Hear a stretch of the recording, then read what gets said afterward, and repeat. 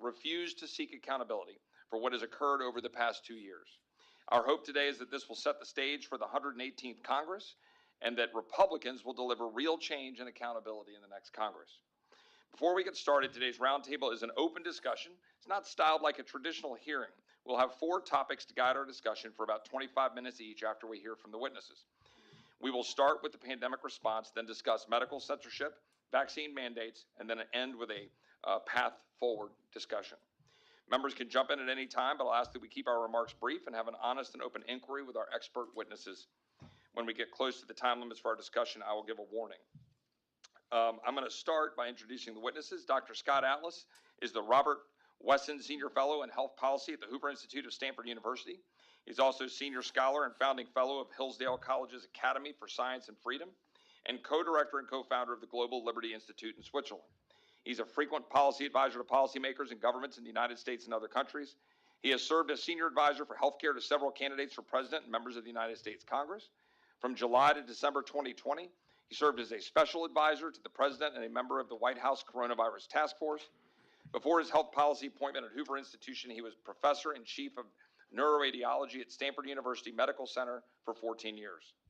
Dr. Martin Kulldorff is a biostatistician, an epidemiologist, and a professor on leave in the Department of Medicine at Harvard University, a senior scholar at the Brownstone Institute, and a fellow at Hillsdale College's Academy for Science and Freedom. Dr. Kulldorff's research centers on developing and applying new disease surveillance methods for post-market drug and vaccine safety surveillance, and for the early detection and monitoring of infectious disease outbreaks. In October 2020, he co-authored the Great Barrington Declaration, an international open letter with nearly 1 million signers that decried lockdowns and called for a risk group-focused approach, advocating for a pandemic strategy of focused protection instead of lockdowns. I'll introduce Jay Bhattacharya, who is going to be about 10 minutes late because he's coming from another forum in town. Jay is a professor of medicine at Stanford University. He's a research associate at the National Bureau of Economics Research, a senior fellow at the Stanford Institute for Economic Policy Research and at the Stanford Freeman Spogli Institute. Dr. Bhattacharya's research focuses on the economics of healthcare around the world, with a particular emphasis on the health and well-being of vulnerable populations. Bhattacharya was also one of the 3 authors of the Great Barrington Declaration. Before I hand it off to our witnesses, we are going to play a video sent to us from our friend Janice Dean. Ms. Dean joined the Fox News channel in January 2004, where she currently serves as senior meteorologist for the network. She lost her mother-in-law and father-in-law in long-term care facilities in New York and has been a vocal advocate against Governor Cuomo's disastrous policy that forced our most vulnerable to be exposed to COVID-positive patients, which was covered up by the Cuomo administration. We think it's important to hear from those that have been impacted by the disastrous policies, and with that, we will play the Janice Dean video. Thank you, Congressman Roy and members of the United States Congress for holding this hearing today, the Heritage Foundation for hosting it, and Drs. Atlas, Bhattacharya, and Kulldorff for your efforts to speak the truth about COVID and our response to it. It's been 2.5 years since the deaths of my in-laws, Mickey and Dean Newman, who contracted COVID-19 in their separate elder care facilities here in New York. Our families were never notified of Governor Cuomo's mandate to send over 9,000 COVID-positive patients into New York nursing homes, and we still don't know why he decided to do it. There were other facilities provided by the federal government he could have used, like the USS Comfort Ship and the Jacob Javits Center. Those went virtually empty, and instead, his health department decided to put the sickest people into the places where our most vulnerable resided. Since May of 2020, myself and thousands of families have demanded answers and accountability into why those deadly decisions were made. But instead of addressing why the tragedy happened on his watch, the former Governor Andrew Cuomo, his administration, and the New York State Health Department tried to cover it up. COVID killed over 75,000 New Yorkers. Over 15,000 of them were our precious seniors. Andrew Cuomo knew early on that if the virus got into the homes of the elderly, it would spread, quote, like fire through dry grass. And yet he continued to flood nursing homes with sick patients for 46 days straight before he finally decided to rescind the order and scrub it from the Department of Health website. By then, it was too late. His COVID-19 wildfire in nursing homes was already out of control and impossible to put out. Andrew Cuomo wasn't the only leader to do this. There were several others that had the exact same wording in their state mandates and barred nursing homes to even test incoming patients. New Jersey, California, Michigan, and Pennsylvania all decided to flood their nursing homes with sick patients despite the desperate pleas from the nursing home directors and the other options they had. Almost 3 years later, we do not know why. We need to know the origins of the executive order that I believe was a death warrant. It wasn't written by real scientists who knew grave danger. Our elected leaders, the one we trusted to keep us safe, put our loved ones directly in harm's way. And then they died without being able to see their loved ones. We weren't able to have proper wakes or funerals. Body bags filled with corpses were stored in storage trucks. Family members were devastated. Our parents and grandparents died scared and alone. New York was one of, if not the worst prepared states in the country. And if we don't figure out what went wrong, this will happen again. But only an independent, no-hold-barred probe with subpoena power can uncover the truth, and that has yet to happen. The investigative reports that were done in New York by State Attorney General Letitia James and our comptroller Tom DiNapoli found that the Cuomo administration initially undercounted nursing home deaths by half and had a strategy to cover up the true results amid a federal probe. This was a Category 5 disaster and requires urgent priority, and I will continue to advocate for as long as it takes. Just because Andrew Cuomo no longer is in power doesn't mean the rest of us are done with trying to hold him accountable. Because although our loved ones can never defend themselves, it's up to us on their behalf to keep using our voices for justice on their behalf. And thank you for having me today. Well, I want to thank Janice. She wanted to be here. She's made herself available for future hearings when we get the gavel in January, and I'm sure she'll join us then. But I thought it was important because she's been such an important voice for this on Fox and in general about the impact on humans, on real lives. We're going to talk more about that here today. I'm going to go ahead. I'm going to move a little bit out of order. I'm going to offer a few thoughts to set the stage here. I was going to do after remarks, basically to buy a little bit of time for Jay. And then I'm going to turn it over to Dr. Atlas, Kulldorff, and then Dr. Bhattacharya. Let me just start by saying that while some are suggesting a so-called COVID amnesty, we are instead asking for accountability for the lies and the injustice resulting from government response to COVID.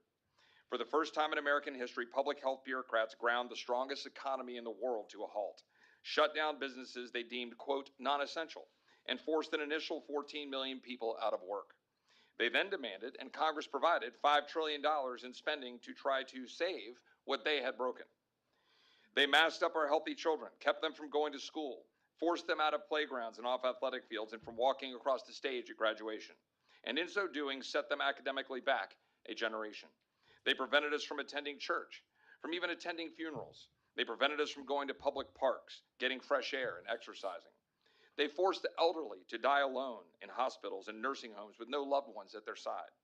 They forced fathers out of delivery rooms, separated from mothers in labor with their own children.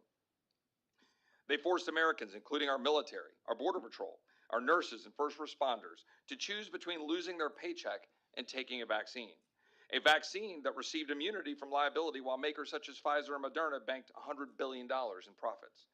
They forced doctors to choose between speaking the truth or keeping their medical licenses and engaged in the great silencing of free speech through big tech and political pressure.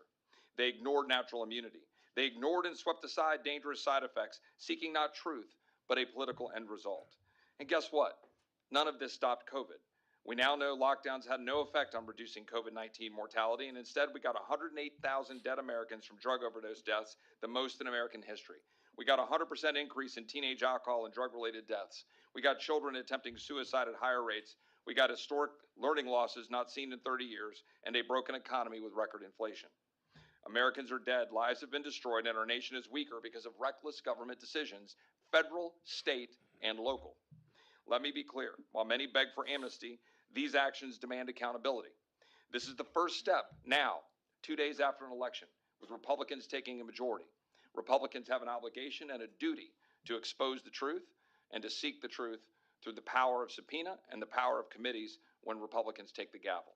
And with that, I would like to turn it over to our three great experts, and we will start with Dr. Scott Atlas. Okay, thank you, Chairman Roy and distinguished members of the panel. Thanks for the opportunity to speak today about the SARS-2 COVID pandemic, specifically to clarify facts and consequences from the management of the pandemic under two administrations, and to give my thoughts on how to restore trust in America's public health, science, and our universities, key institutions we need as a free and ethical society. In a democracy, indeed in any fair and free society, truth is essential. That's why I'm here, to set the record straight for the American people and to ensure that this never happens again. First and foremost, the consequences of the coronavirus pandemic and its management have been enormous and tragic. Over 1 million American deaths have been attributed to that virus. Even after more than a year of draconian measures, there has been an undeniable failure over 2 presidential administrations to stop cases from rapidly escalating and preventing hospitalizations and death. The tragic failure of the reckless, unprecedented lockdowns and the added massive harms of those policies on children, the elderly, and the poor are indisputable and well documented. This was the biggest, the most tragic, and the most unethical breakdown of public health leadership in modern history. As a health policy scholar for more than 15 years and a medical scientist for more than 25 years, I was asked to help my country during the biggest health crisis in a century. I worked hard with a singular focus to save lives and help Americans through this pandemic. All policy considerations I recommended to the White House were designed to reduce both the spread of the virus to the vulnerable and the harms of the policies themselves to those impacted the most. To determine the best path forward, should policymakers not objectively consider both the virus harms and the totality of impact on public health of the policies themselves? That is the importance of health policy experts, my field, with a broader scope of expertise than that of epidemiologists or virologists. In fact, the current data continues to support the positions I advocated for during my tenure as advisor to the president. But instead, we have seen an Orwellian attempt to rewrite history, to blame those who criticized the lockdowns that were widely implemented for the failure of the lockdowns that were widely implemented. History's biggest failure of public health policy lies directly at the hands of those who recommended the Birx-Fauci lockdowns and those who implemented them, not on those who advised otherwise. The data shows the Birx-Fauci guidance was an abject failure, implemented under 2 different presidents, including an administration now already having the vaccine. The United States COVID deaths per million are even worse than almost all of our peer nations over the course of the pandemic. Beyond that, their lockdown policies caused massive death and destruction, severely harming millions of families and children, especially the working class and the poor. The lockdowners and the university experts who recommended lockdowns and demonized the alternative own the outcomes. Their policies were implemented, their policies failed, killing and harming millions. It's also important for Americans to understand lockdowns were not the accepted pandemic management for 15 years prior. The safer and standard alternative is targeted protection and ending the lockdowns, and that was described repeatedly in national media in March of 2020. Ioannidis on March 17th, 2020, Katz on March 20th, 2020, myself on March 26th, 2020, all called for increasing targeted protection to people who had a risk to die and ending the destructive lockdowns. 7 months later, in October 2020, the Great Barrington Declaration also called for targeted protection of the vulnerable and ending the already destructive lockdowns. That was authored by 3 renowned medical scientists and epidemiologists, Dr. Kulldorff, Dr. Gupta, and Dr. Bhattacharya. It is blatantly false to claim that I or anyone else was a proponent of letting the infection spread without mitigation, the so-called herd immunity strategy. My advice of focused protection to stop the death of the elderly and the high risk while safely reopening schools and society to minimize the death and destruction of the lockdowns was not accepted in the United States, with rare exceptions like Florida.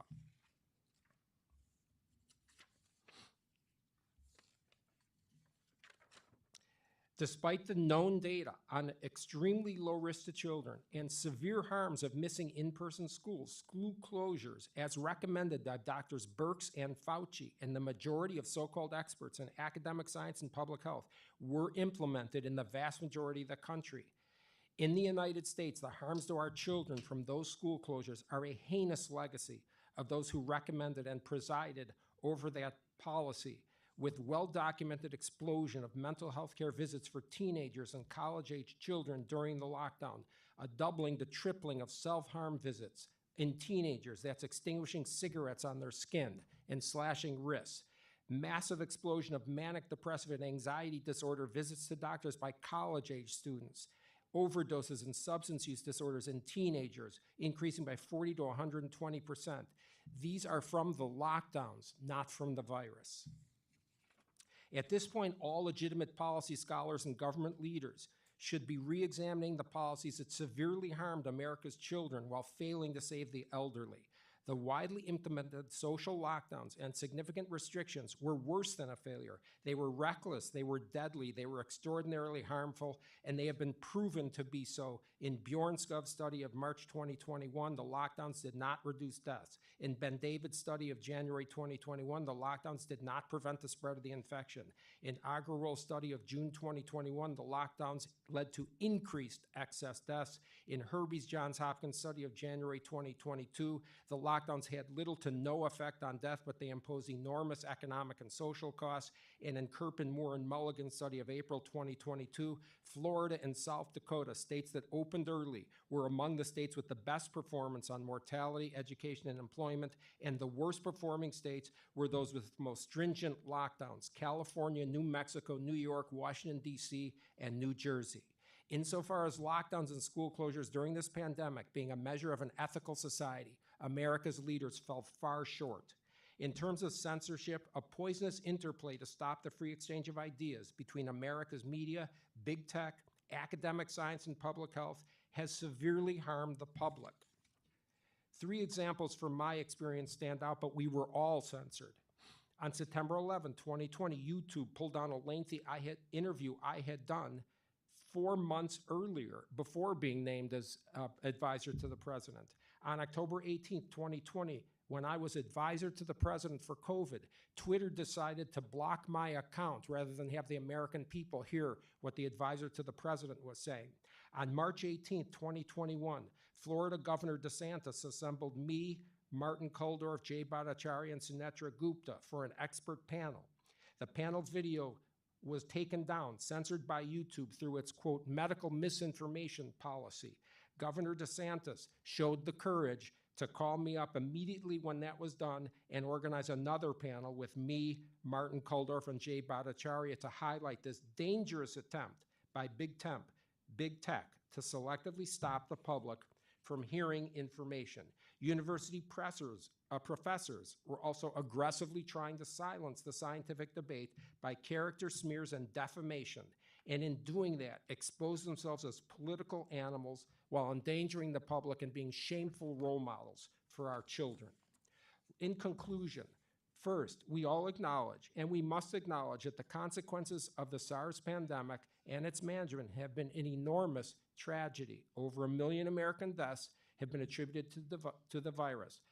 As I said, all legitimate policy scholars should be re-examining those policies that severely harmed America's most vulnerable and shifted the disease burden from the affluent to the poor. Bizarrely, though, many want to blame those who oppose lockdowns and mandates for the failure of the very lockdowns and mandates that were implemented. And others, as Congressman Roy pointed out, call for simply forgetting the heinous, unconscionable decisions that were made to close schools and implement reckless lockdowns that killed and destroyed millions. That must not be allowed.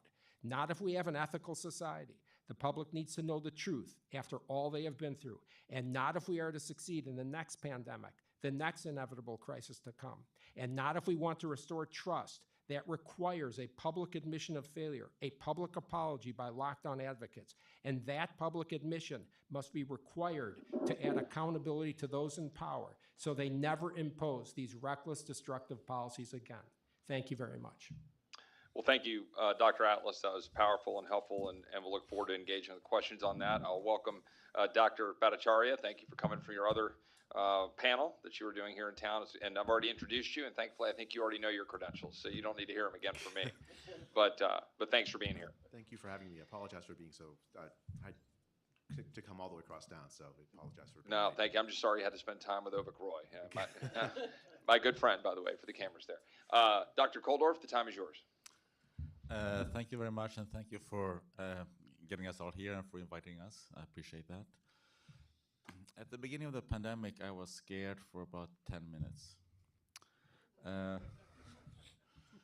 When the virus hit northern Italy and Iran, which was the first places outside of Wuhan, it was clear to me that this would be a worldwide thing. The virus would reach every corner of the world, and that was obvious to any thinking infectious disease epidemiologist. There was no way we're going to stop it from arriving.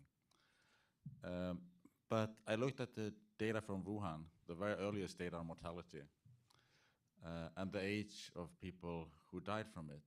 And from that, it was obvious through a few minutes of calculation that there was more than a tenfold difference in the risk of mortality from COVID. So anybody can get it, obviously, but the risk was more than 1,000-fold by age.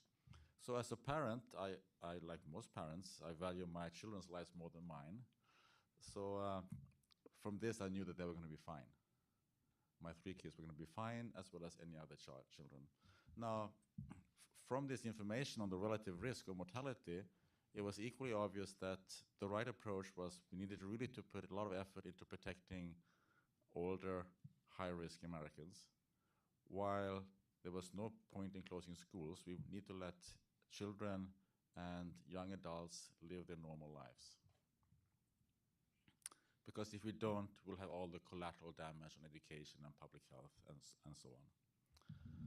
So I tried to, I wrote about this and I tried to publish it here in the US, but I guess a Harvard professor with 20 years of experience with infectious disease outbreaks was not worth reading. So I was unable to publish anything here in the US. In my native Sweden, I had no problem publishing op-eds in the major daily newspapers. Now, in August of 2020, I finally managed to get in a piece in CNN, CNN Espanol. The English version did not want my contribution. Of course, after the Great Barrington Declaration in October 2020, it was no longer a problem getting heard because we sort of pricked the bubble that the perception was that there was scientific consensus for lockdowns, even though most of my colleagues that I knew personally thought it was a bad idea that went against the principle of public health that we've been living with for decades. So that Great Barrington Declaration was able to prick the bubble of consensus. There was no consensus in the scientific community for lockdowns. At that time, instead of being silenced, we were slandered. There was an organized campaign against us, both from NIH director, as well as in the UK. And we were censored by YouTube, by Twitter, by LinkedIn, Facebook, and so on. So I think that there were many things that went wrong with this pandemic strategy. Two of the major things was our not using standard public health measures to protect the elderly who were at high risk. And many died unnecessarily because of that failure. The other one is the closing of schools, which is going to have long-term consequences. Also, people didn't get medical care for other things, like diabetes or cancer and so on. And those numbers, doesn't show up immediately. But somebody who would have lived for another 15, 20 years might not die of cervical cancer 3 or 4 years from now. So these are things that we have to live with now and die with for several decades. In terms of the science, the most surprising was the questioning of natural immunity. If you go and read the old Greeks, they explained that during the Athenian plague in 430 BC, they talked about natural immunity, that if you have recovered from the disease, you can take care of the sick patients without being severely affected by it. So we have known about natural immunity for 2,500 years, except about 2.5 years ago, suddenly we didn't know about it anymore. That's stunning as a scientist. And this questioning of natural immunity comes from CDC, from top universities, from hospitals.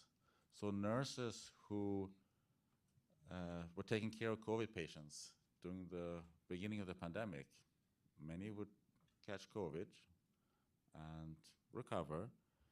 Now they have natural immunity, but a year later they were fired by the same hospitals that they have served because they didn't need a vaccine. They already had better immunity than the vaccine immunity. And we know that it's the natural thing that if you're recovered, you typically have better immunity than somebody who's vaccinated. That doesn't mean that vaccines are bad. It's just that if you've had the disease, you don't need them.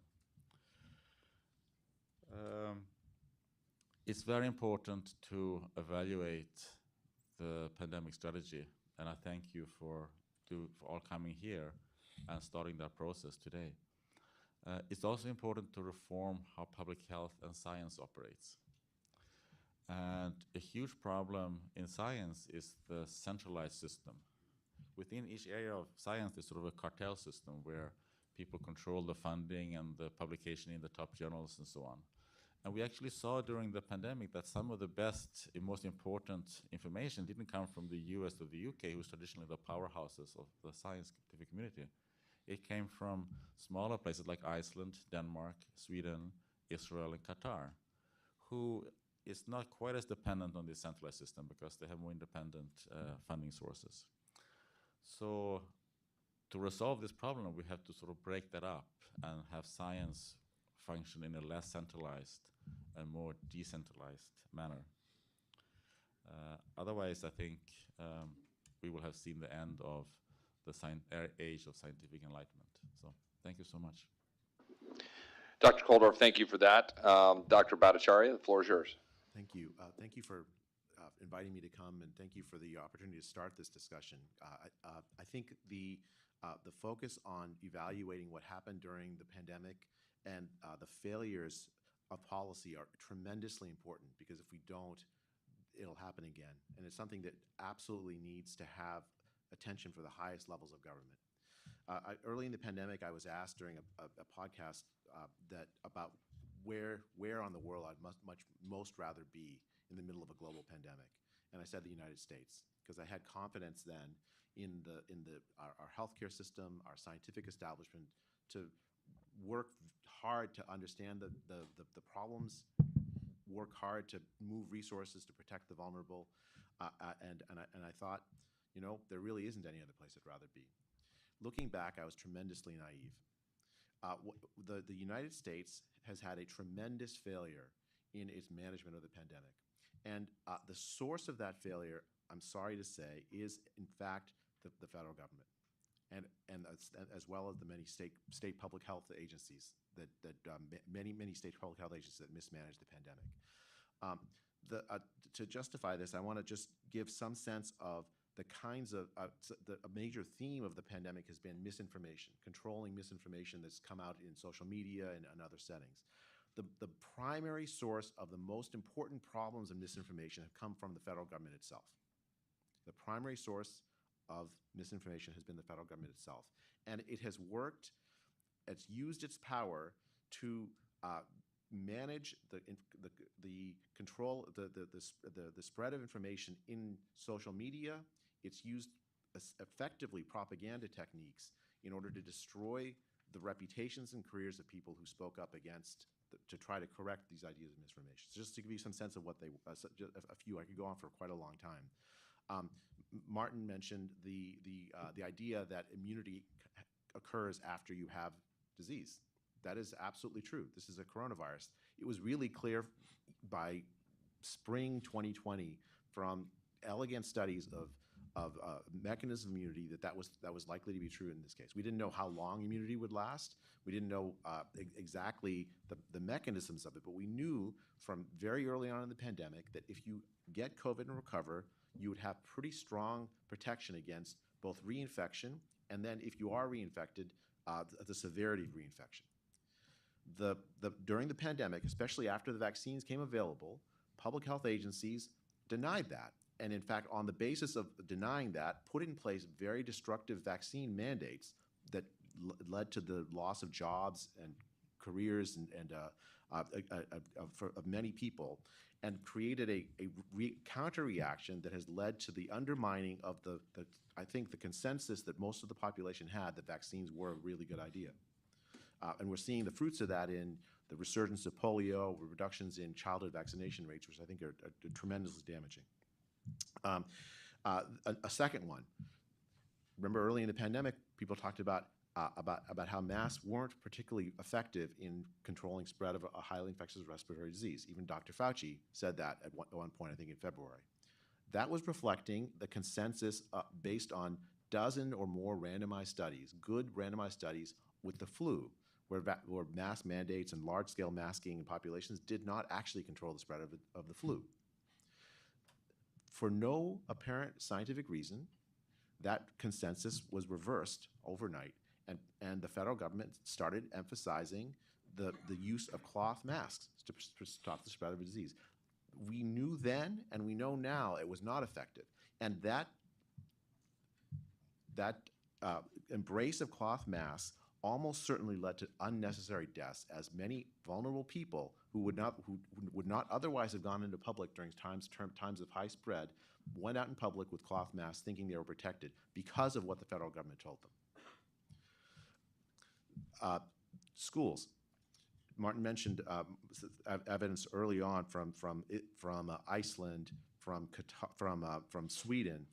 It was contrary to many other respiratory diseases, where really kids are a source of, you get common colds. Anyone who has kids knows, that you spend their toddlerhood, you get colds, right? That's just normal. This disease didn't act that way, and we knew that very early on. Kids do get the disease, but they don't drive the spread of the disease in the same way some of these other respiratory viruses do.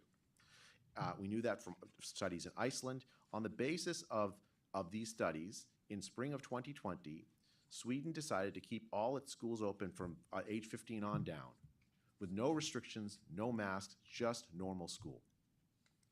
The results of that convinced much of Europe to open up its schools, both in spring and then in fall of 2020. The United States went in the opposite direction, especially blue states. My kids in California, for a full year and a half almost, didn't see the inside of a classroom. We're now seeing the negative consequences of that. The learning loss is tremendous, and there's a literature from before the pandemic that measures the return on what happens when you from schooling by a negative way. Well, what happens if you stop giving school for a little while? It turns out that has lifelong consequences for kids.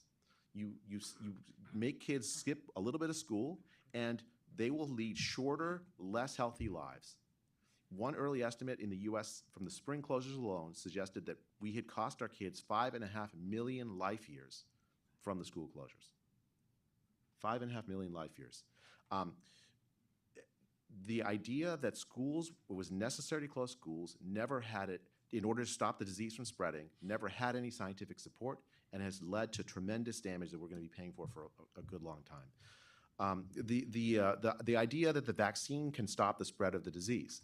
Well, the randomized trials that were run in 2020, which were actually pretty good randomized trials, but they didn't answer that question. Yet, nevertheless, public health authorities embraced the idea that everyone had to be vaccinated in order to stop the disease spread, without evidence to suggest that was true.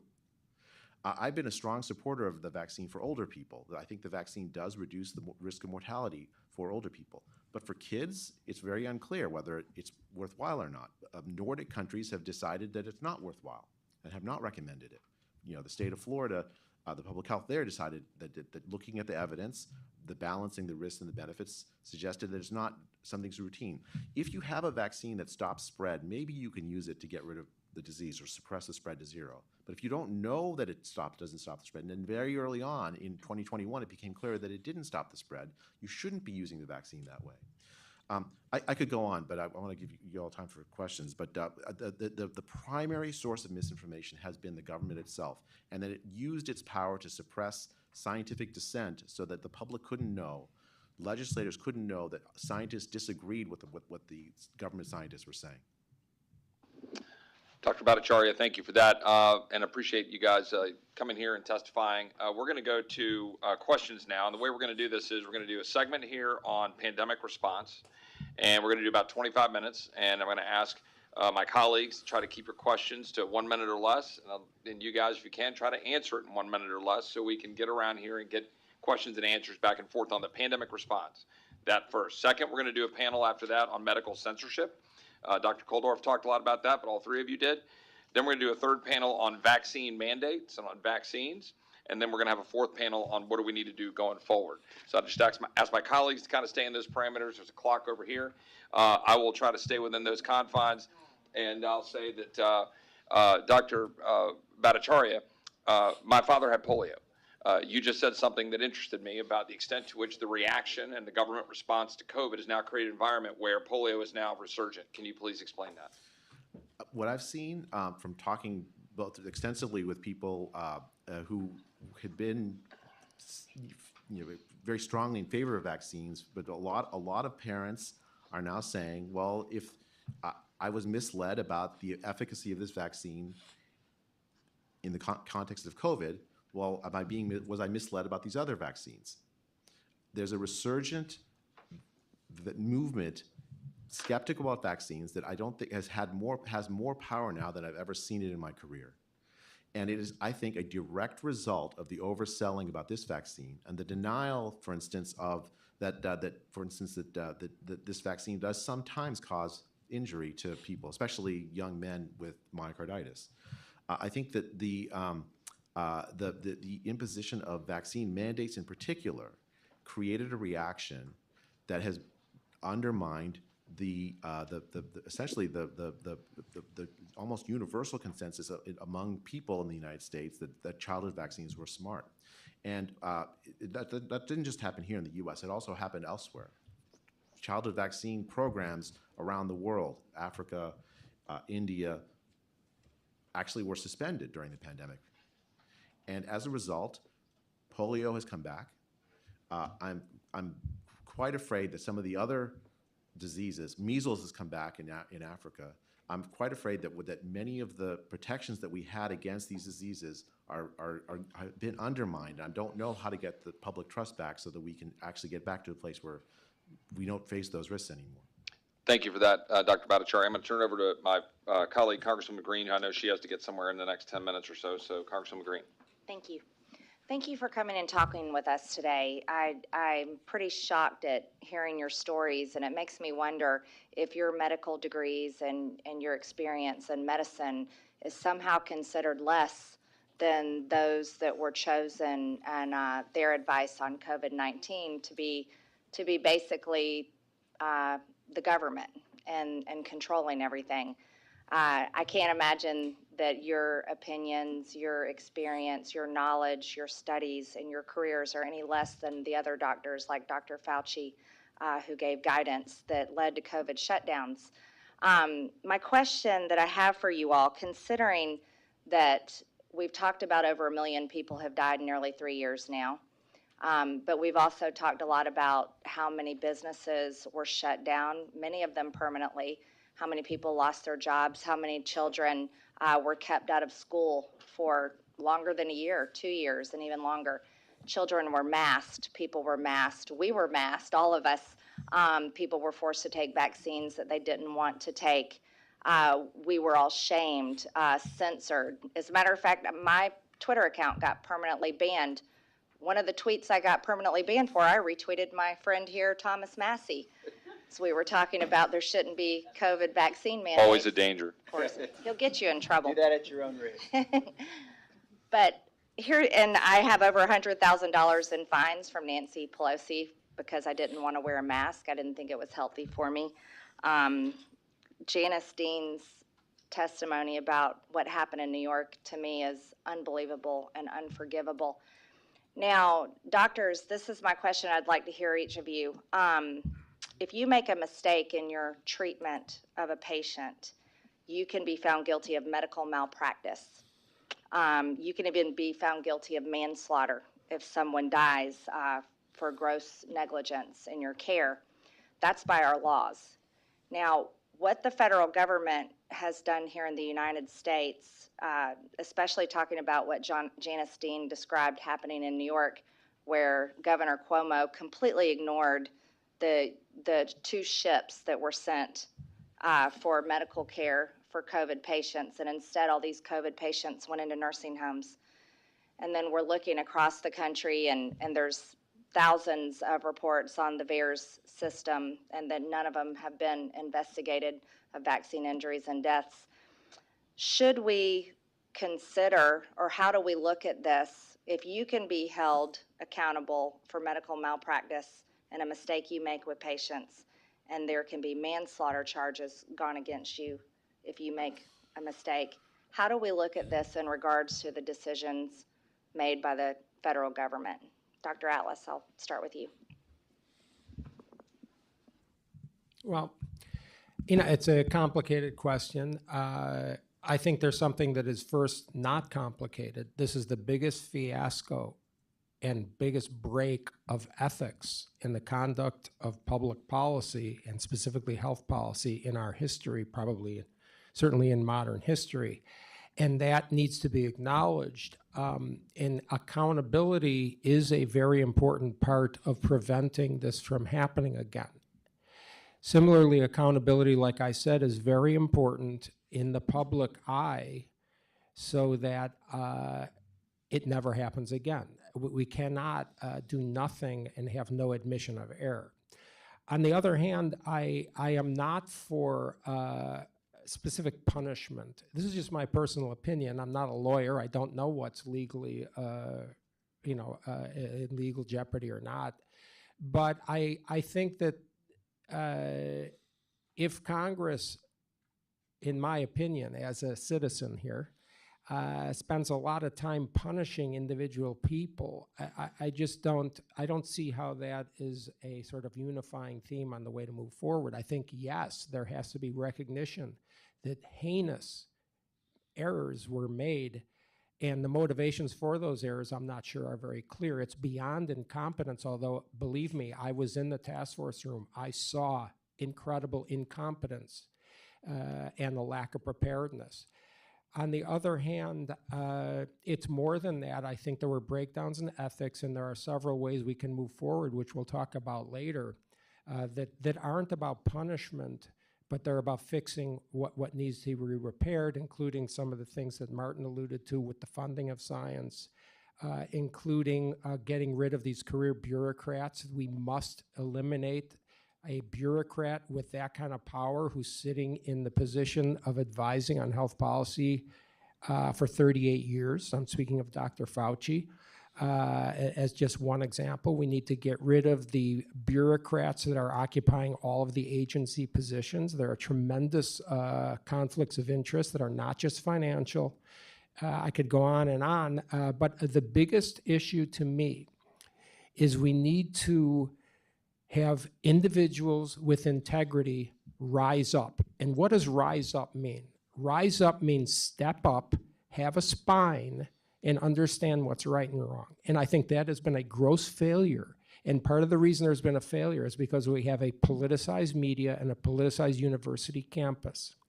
And that, instead of encouraging good people who are independent to step up and help, they have discouraged it. They have caused a tremendous amount of self-cancellation.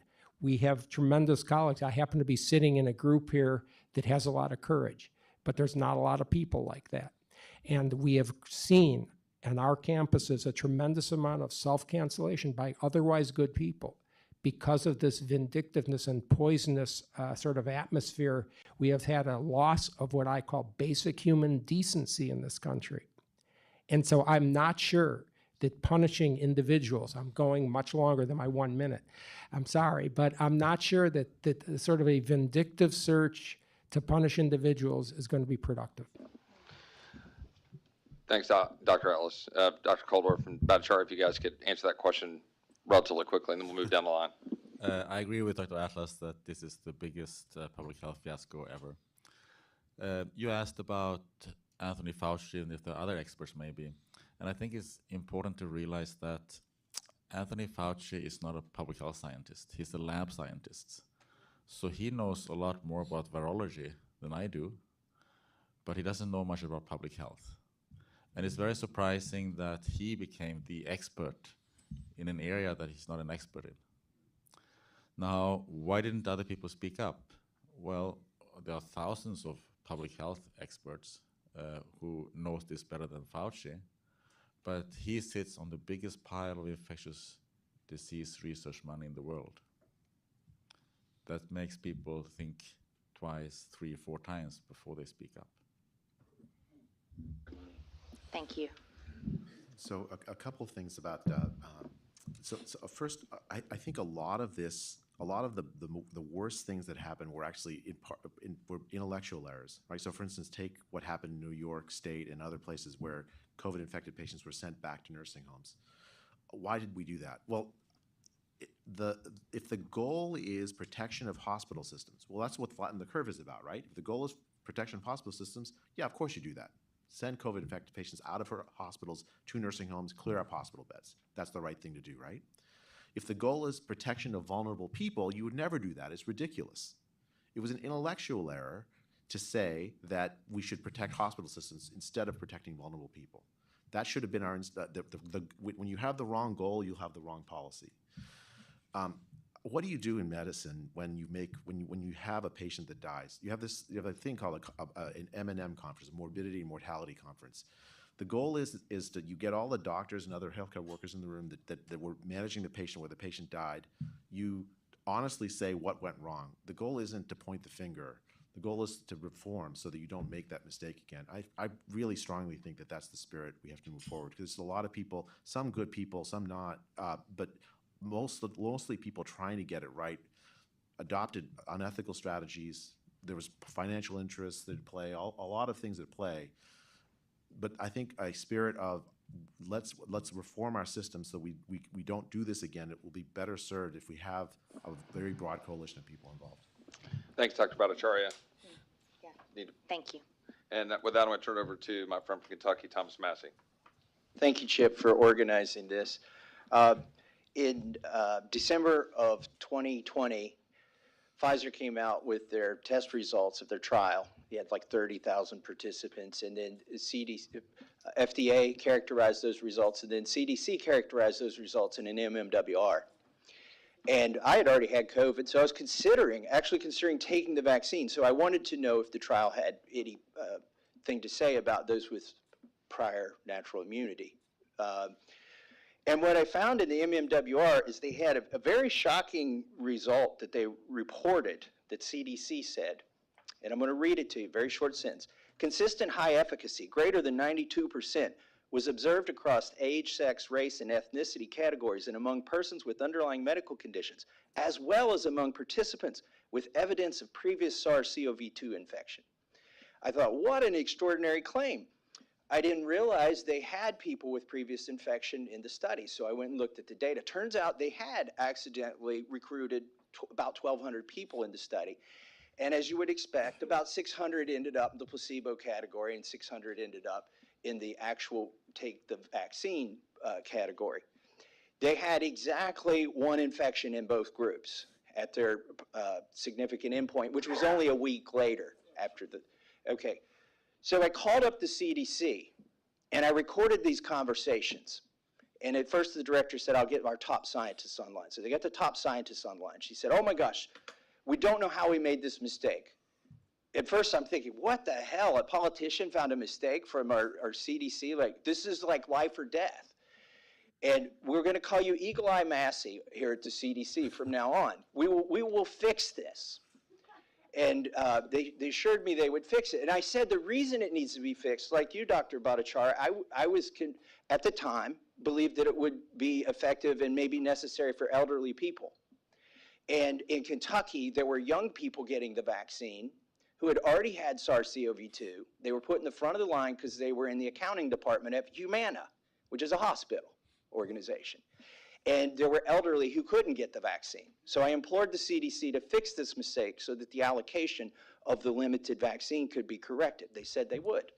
6 weeks later, I go to their website. They have not fixed a thing. So I called them back up, and they agreed to fix it. And here's the new sentence. They said, our third paragraph, fourth sentence should have read, consistent high efficacy greater than 92% was observed across age, sex, race, ethnicity categories, and among persons with underlying medical conditions, period. Efficacy was similarly high in a secondary analysis, including participants both with and without evidence of previous SARS-CoV-2 infection. Here's what they did. They had separated these groups. They knew who had had evidence of prior infection and who didn't. And they knew they had no evidence to show that it worked. In fact, statistically insignificant negative efficacy among those with prior infection. And they just lumped them all together. Their secondary analysis was, we'll just look at all of the people together and then just make one broad statement, because we can wash out the statistical significance of those, what we found, that there was no evidence of those with prior infection receiving benefit from this vaccine.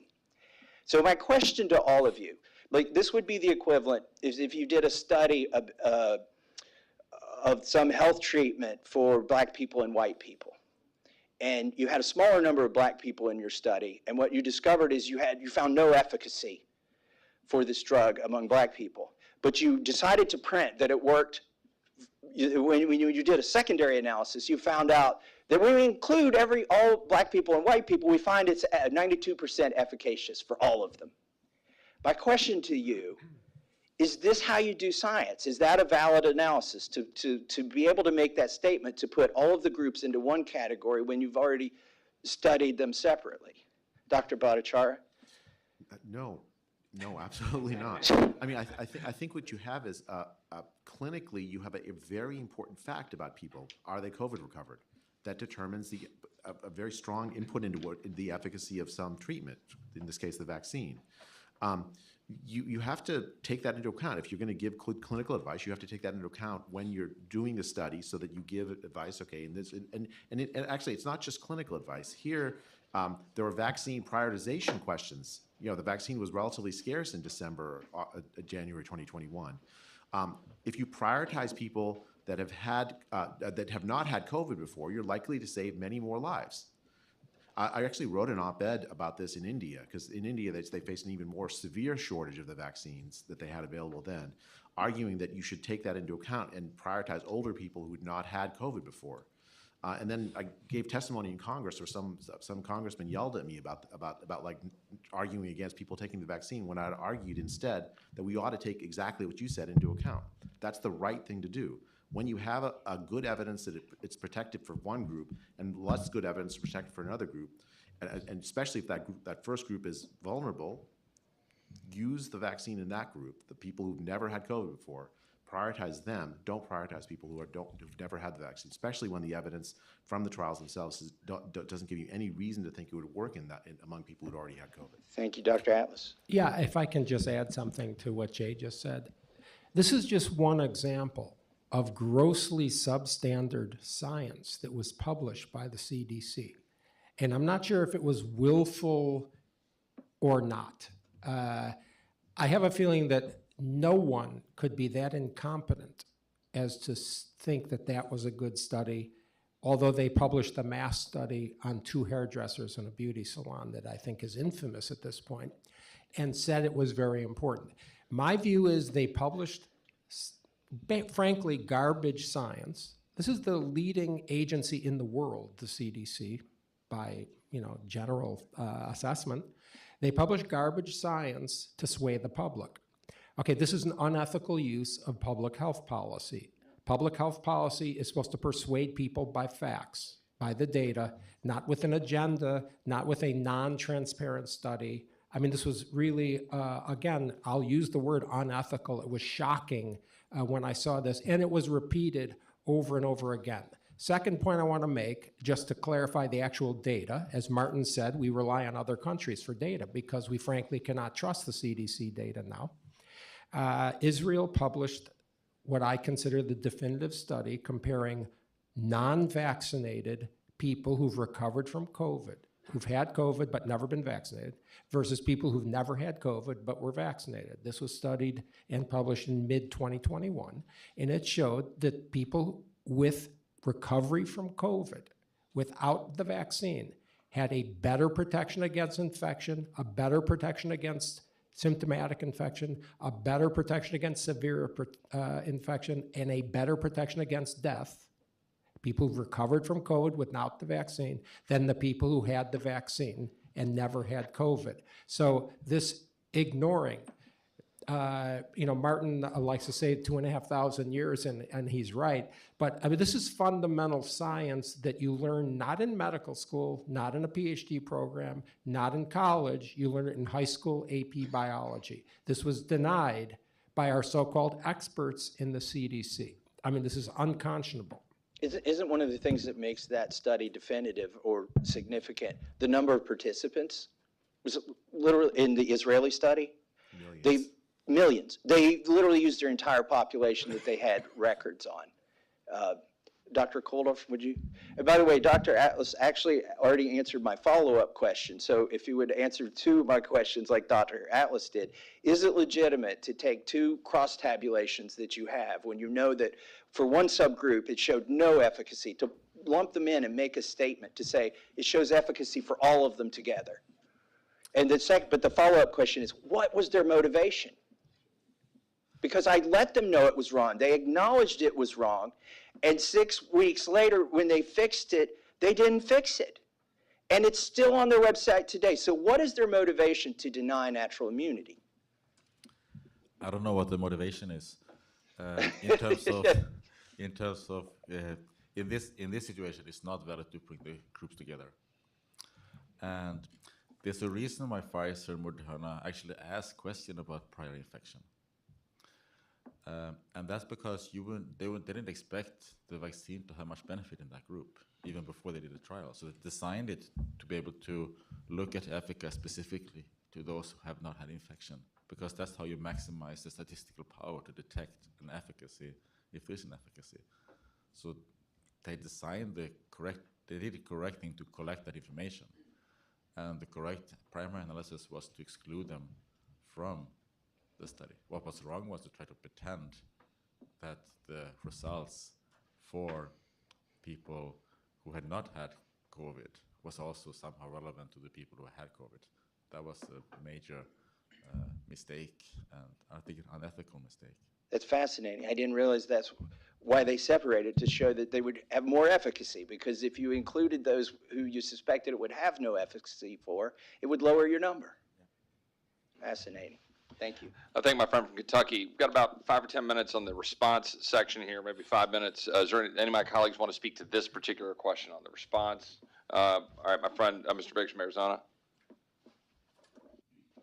Thanks, Chip, for holding this, or I guess Mr. Roy, yeah. So, Dr. Atlas, you and I spoke in May of 2020 on a podcast. We spoke about the COVID-19 responses based on politics rather than scientific facts. And earlier this week, American First Legal released information suggesting Biden administration policy decisions were driven by the Kaiser Foundation's political polling. It's a liberal political nonprofit and publishes polling on healthcare issues. So just one example of the politicization of public policy related to COVID-19. Can you provide us with other examples of how this response was politicized? Well, my opinion is there were several examples of people being political in this, including by the people who were supposedly the chief scientists behind the pandemic response.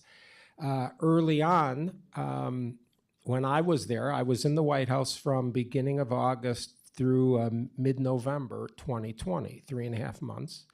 And before the election in October, there was a calculation made by simply looking at the incidence of the infection in the population during the clinical trial of the vaccine, that it would be likely true there were enough cases by mid-October 2020 to have the data looked at by the outside scientists. And then lo and behold, in mid-October, there was an announcement by Pfizer CEO, saying they've decided not to look at the data till after the election. I'm not sure what the motivation of that could be, except they didn't want to hear the news before the election. That was a corporate decision, although the chief person sort of inside the White House environment, inside the administration that was sort of the liaison for the clinical trials, not running them, was Anthony Fauci.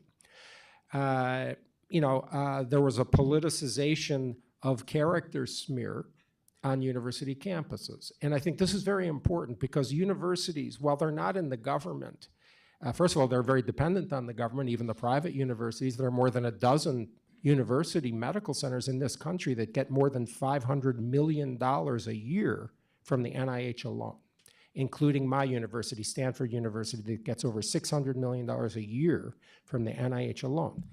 There's a conflict of interest there, sort of, and an accountability that might be legislative.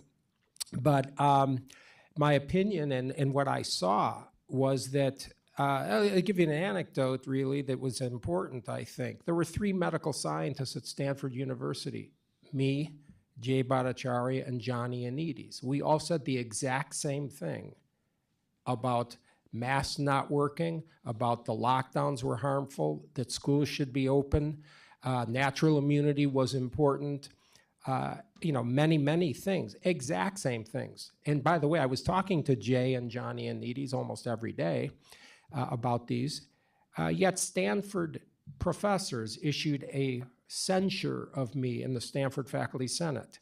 And when I give a talk on this, I like to show the slide and say, I wonder why. And I have a picture of me standing next to the president at the press briefing. Okay, so what is the problem with that? It's not a personal issue. It's that universities are viewed as the credible experts in our country. University professors are granted a massive amount of respect and position of authority to the public. They're the experts on the TV. They're the experts in the media.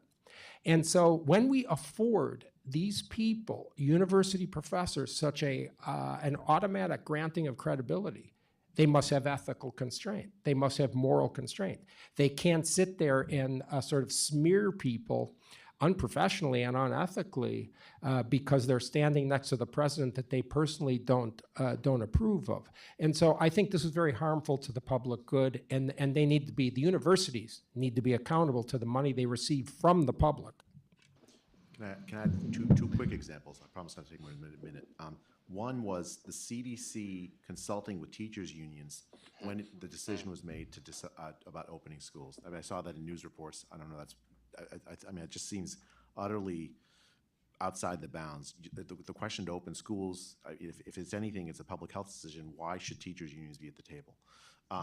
The second is the disparate treatment of different kinds of protests early in the pandemic. This is, I think, when people really started to notice the politicization. On the one hand, you'd had the Black Lives Matter protests, and then on the other hand, you had like the Sturgis motorcycle rally or other kinds of so some seen on the left, some seen on the right, and public health treated the two very, very differently. And I think it was that was the first moment I really started to think this was going to go really negatively, because public health needs to reach 95%, 99% of the population. It's not like politics where 50 plus 1 is fine. You need 99. And when you have this kind of politicization of public health, it is a complete disaster. You can't have public health work that way. I think my friend from Arizona on this subject, my friend from Maryland, Dr. Harris, wanted to offer some thoughts, and then we'll move to censorship. Just very briefly, thank you. Very briefly, and I guess, Dr. Bhattacharya, this kind of follows up on what you said. And I'll ask Dr. Atlas for the scientific evidence. Is there any evidence that those states where they kept, Walmarts and Home Depots and casinos open but closed churches, that they actually had that actually was there's scientific evidence that was the way to proceed? That you basically pick some places, you keep them open, you pick some places, you close them, and was that scientifically based, in your opinion, at all? No. I didn't think so. And a point you bring up in your book is, when you make these decisions, look, you need advisors who know virology, who know public health, but in the end, some of these decisions are political decisions. And to me, the decision to close a church and say, I'm going to close a church, but keep a Home Depot open with no scientific evidence supporting that is just a bad political decision in my mind. Dr. Kulldorff, part of the pandemic response right now is the question of having doses, mRNA vaccine doses, and giving them to very young children. I got a question for you as a public health person. Look, they're looking at proxy endpoints. They're not looking at endpoints in these studies of whether or not this actually helps children, whether they live longer, healthier lives. But it's how much antibody they produce in response to these doses and these boosters. I'll tell you as a doctor, look, you give someone the mRNA vaccine, you boost them 6 months later, I got to tell you their antibody levels are going to go up. Doesn't mean they're better protected against the new variant. Is this real? Is this public health epidemiology when you're using proxy endpoints in a population in whom you suspect there might be a very low risk of the disease and an unknown risk of the vaccine itself? Yeah, that's not the right way to do it. Now, the relevant endpoint would be hospitalizations and death. Now, the problem is you can't do randomized trials with those endpoints in children because there are also few. So you would have to recruit millions and millions of kids to do that. I think for older Americans, if we go back to 2021, they were at high risk of mortality from COVID. So even if there's a tiny risk of an adverse reaction, it's still worth taking that risk. For children, we know that mortality risk is almost non-existent, it's minuscule. It's less than for the influenza or a typical season from the past decade and so on. So even if there's a small excess risk of some adverse reaction, that can overwhelm and be larger than the benefit that we know is very, very small. So this proxy endpoint of antibody levels, it's just a bad idea, isn't it? I mean, and it's what the FDA and CDC hang their hat on. And Dr. Atlas, I know Dr. Atlas wants to. For the COVID vaccine, yes, it's a bad thing. Okay. Yeah, if I could just, you're hitting on something that's very important that I don't think people that are watching or listening understand. If you look at the data, which I did, that was submitted to the FDA on the vaccines that you're talking about, they didn't use symptomatic infection as an endpoint because the efficacy against symptomatic infection in their own data was after 6 weeks was 31 to 50%. That's not good enough to be approved. They didn't use death and severe disease because there were none in the placebo group or in the vaccine group. So they used what you're saying, which is an antibody response on a blood test to measure it. And as you say, being a doctor, I mean, this is obvious. This is not a very sophisticated knowledge to have to say this, but that is really sort of unconscionable given the fact, as Martin has pointed out, that healthy children have a minuscule risk of a serious illness or death. And frankly, not only was it wrong to grant that, this was granted as an emergency use authorization, which when you read the criteria for emergency use authorization, it has to be preventing a death that is severe or an illness that is severe or lethal. And secondly, there is no public health emergency to grant an EUA for children to get this vaccine. And I think this fundamental point is never talked about. Where is the public health emergency today to grant an EUA for an experimental drug in healthy children? And if people believe that they think this is shielding others by injecting children, what kind of a society are we that's going to use our children as shields for us? I'm a father. My role is to be a shield for my parents, for my children. They are not to be a shield for me. Thank you. I yield back. Well, thank you for that, Dr. Atlas. Thanks for the question, my friend, Dr. Harris from Maryland. We've had a good conversation here about our response to the pandemic. We're going to talk a little bit more about vaccines in a minute, but we want to make sure we have some time here set aside for medical censorship. Each of you have talked about that, and I think it's important to highlight it. Again, this is a preview of where we need to go with longer, deeper hearings in the next Congress. This session, that we want to cover a pattern of medical censorship throughout the pandemic. Each of you have talked about. Two of you are co-authors of the Great Barrington Declaration, which advocated for a focused protection approach by protecting the elderly and most vulnerable and not locking down healthy children. And despite that declaration being completely apolitical, Drs. Fauci and Collins labeled it fringe and did their best to impugn the expertise of its authors and signers. Under the Biden administration, public health bureaucrats at the CDC worked closely with big tech to shut down voices that countered their narrative under the guise of stopping misinformation. Now you have California punishing doctors who speak up under a new law. I'm going to turn this over to my friend from Florida, but let me just start really quickly. For any of the witnesses, what effect does medical censorship have on the medical profession in the field of science broadly? And then I'm going to turn it over to my friend from Florida. It's a disaster. It's a disaster. When you have a new disease like this, a new epidemic like this, it is absolutely vital to get the honest ideas and opinions of every expert, no matter what conclusion they come to. You learn the truth by this kind of debate. What censorship did is it's not just that it suppressed the voices of the people that were censored, although that was bad enough. It sent a signal to other scientists that, look, these areas are too controversial. Stay out of them. Otherwise, you're going to lose your reputation too. And as a result, you have this illusion of a consensus that never existed on so many topics. We robbed the American people of a true debate, a true discussion about this. I mean, it's not that we're always right. I mean, Lord knows that's not true. The issue is the truth comes from people honestly engaging with the data. Censorship kills that. Censorship kills science, and I think censorship actually killed people during this pandemic. Thank you for that, Jay. Dr. Bhattacharya, I'm going to turn it over to my friend from Florida, Mike Gates. Thank you all for being here, and thank you, Chip. This is incredibly helpful and instructive. Though I'm a lawyer, not a scientist, I have great reverence for the scientific method. As I understand it, it requires constant research and hypothesizing, and then testing that hypothesis, and then interpreting and analyzing the data, not in a linear fashion, but continuously. And I'm increasingly concerned about conversations I've had with academicians, researchers, and physicians who fear as though engaging in that scientific method could result in them losing their license to practice medicine because medical boards have been very punitive against those who were engaging in what I just thought was science. I'm reticent to excessively use the powers of Congress to do most anything, but should Congress be thinking about legislation to limit the ability of some of these professional boards to constrain the scientific method by threatening their constituent members? Well, I'll take a shot at it. I'm not sure that Congress is the right vehicle. I'm hoping that the courts are the right vehicle for this. As a concerned citizen about even the politicization of courts, I'm not so sure that's going to pan out.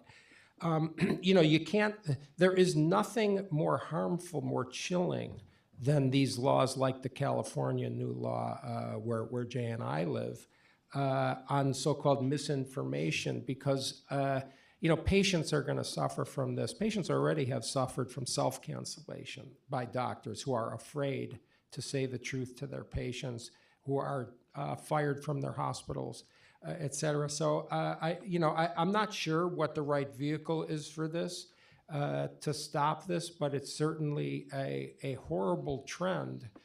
Because it's not just the censorship of the free exchange of ideas, that's what science is. It's also that there's been denial of fact.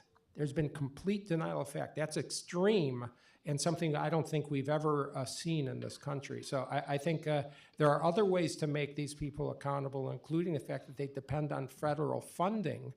They need to be accountable. While few members of Congress are scientists, we do have a few, like Mr. Massie. I don't know how many judges are, so I don't know if they'll have more or less reverence for the scientific method than Congress. Can I just say something about that particular law, AB 2098 in California? That law effectively puts the CDC in the room with you as a patient and a doctor, so that the doctor is now thinking about what the CDC will say when he or she is giving advice to the patient. And I don't think most patients in the country want that. I think the patients want doctors to care about them and not about what public health is going to think about the advice they're giving to the patient. I think it's dangerous for patients, and I think it's also, just as Scott said, it's dangerous. Dr. Atlas said it's dangerous for the engagement by doctors in public discussions over public health, because that's really the main purpose of it, is to chill that public discussion by dissenting doctors on public health importance. Paul, pretty good. I think instead of trying to close down debate and censor or slander, what the federal government should do, like NIH or CDC, should have encouraged scientific discourse. So when NIH director, or former NIH director Francis Collins, called Jay and I and Sudhakar Gupta fringe epidemiologists and asking for a published takedown, what I think he should have done is to bring us in and bring in other scientists, Anthony Fauci or somebody else, to have an open public discussion about these things. And the least thing I would want is to censor those who have a different view than me, because I want to be able to rebut what they are saying. So I want them to be heard, and then because it gives me an opportunity to actually counter their arguments. So I don't want them to be censored. I want them to speak out, and so I have an opportunity to counter what they're saying. And I might learn from them too. And sharpen my arguments. Yeah. I think my friend from Florida, I'm going to turn over to the gentleman from Montana. Thank you, Chip, and thank you all for coming in. This is very valuable information. I hope that a lot more people than the ones that are just here in the room today are able to watch this. From a policy standpoint, what I'm trying to find out is, you touched on it a little bit, but not flat out censorship from the point of big tech taking control and blocking out what people's actual opinions or what the facts were. But what I'm looking at is from the unilateral declared emergency powers that a lot of elected and unelected officials claimed upon themselves just because of the misinterpretation of certain codes. How do you believe that impacted the actual outcome of the determination or development of policies? Yeah, I think there's 2 points I'd like to make on this. One is that what we have seen here is a change in the mission, in the accepted mission of public health agencies and advisors. We have seen a complete abrogation of leadership by our elected officials who are elected to make decisions. They hid behind the CDC. We heard it under 2 administrations. Whatever these guys say is what we're going to do. Okay, that's not, the CDC is not meant to be rule setters or law setters. The CDC is an advisory agency. The CDC is to show data to the public. The CDC is to show science to the public, but not to set rules. So I think that was a huge problem. The part you're pointing out also is very important public policy, and that is the role of the term, there is a public health emergency, unquote, quote unquote, has been abused.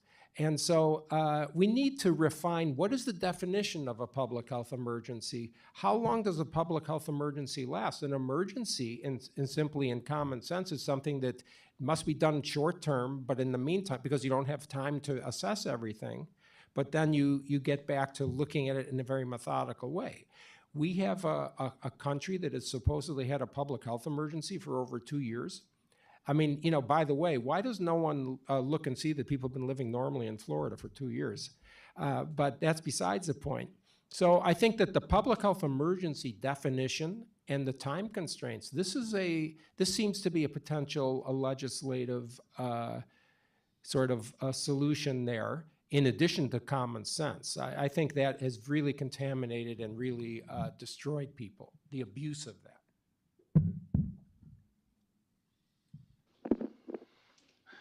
Any other questions here from my colleagues on the censorship question before we move to vaccine mandates? Gentleman from South Carolina. What is your reasoning? I mean, what's your understanding the censorship of the different treatments?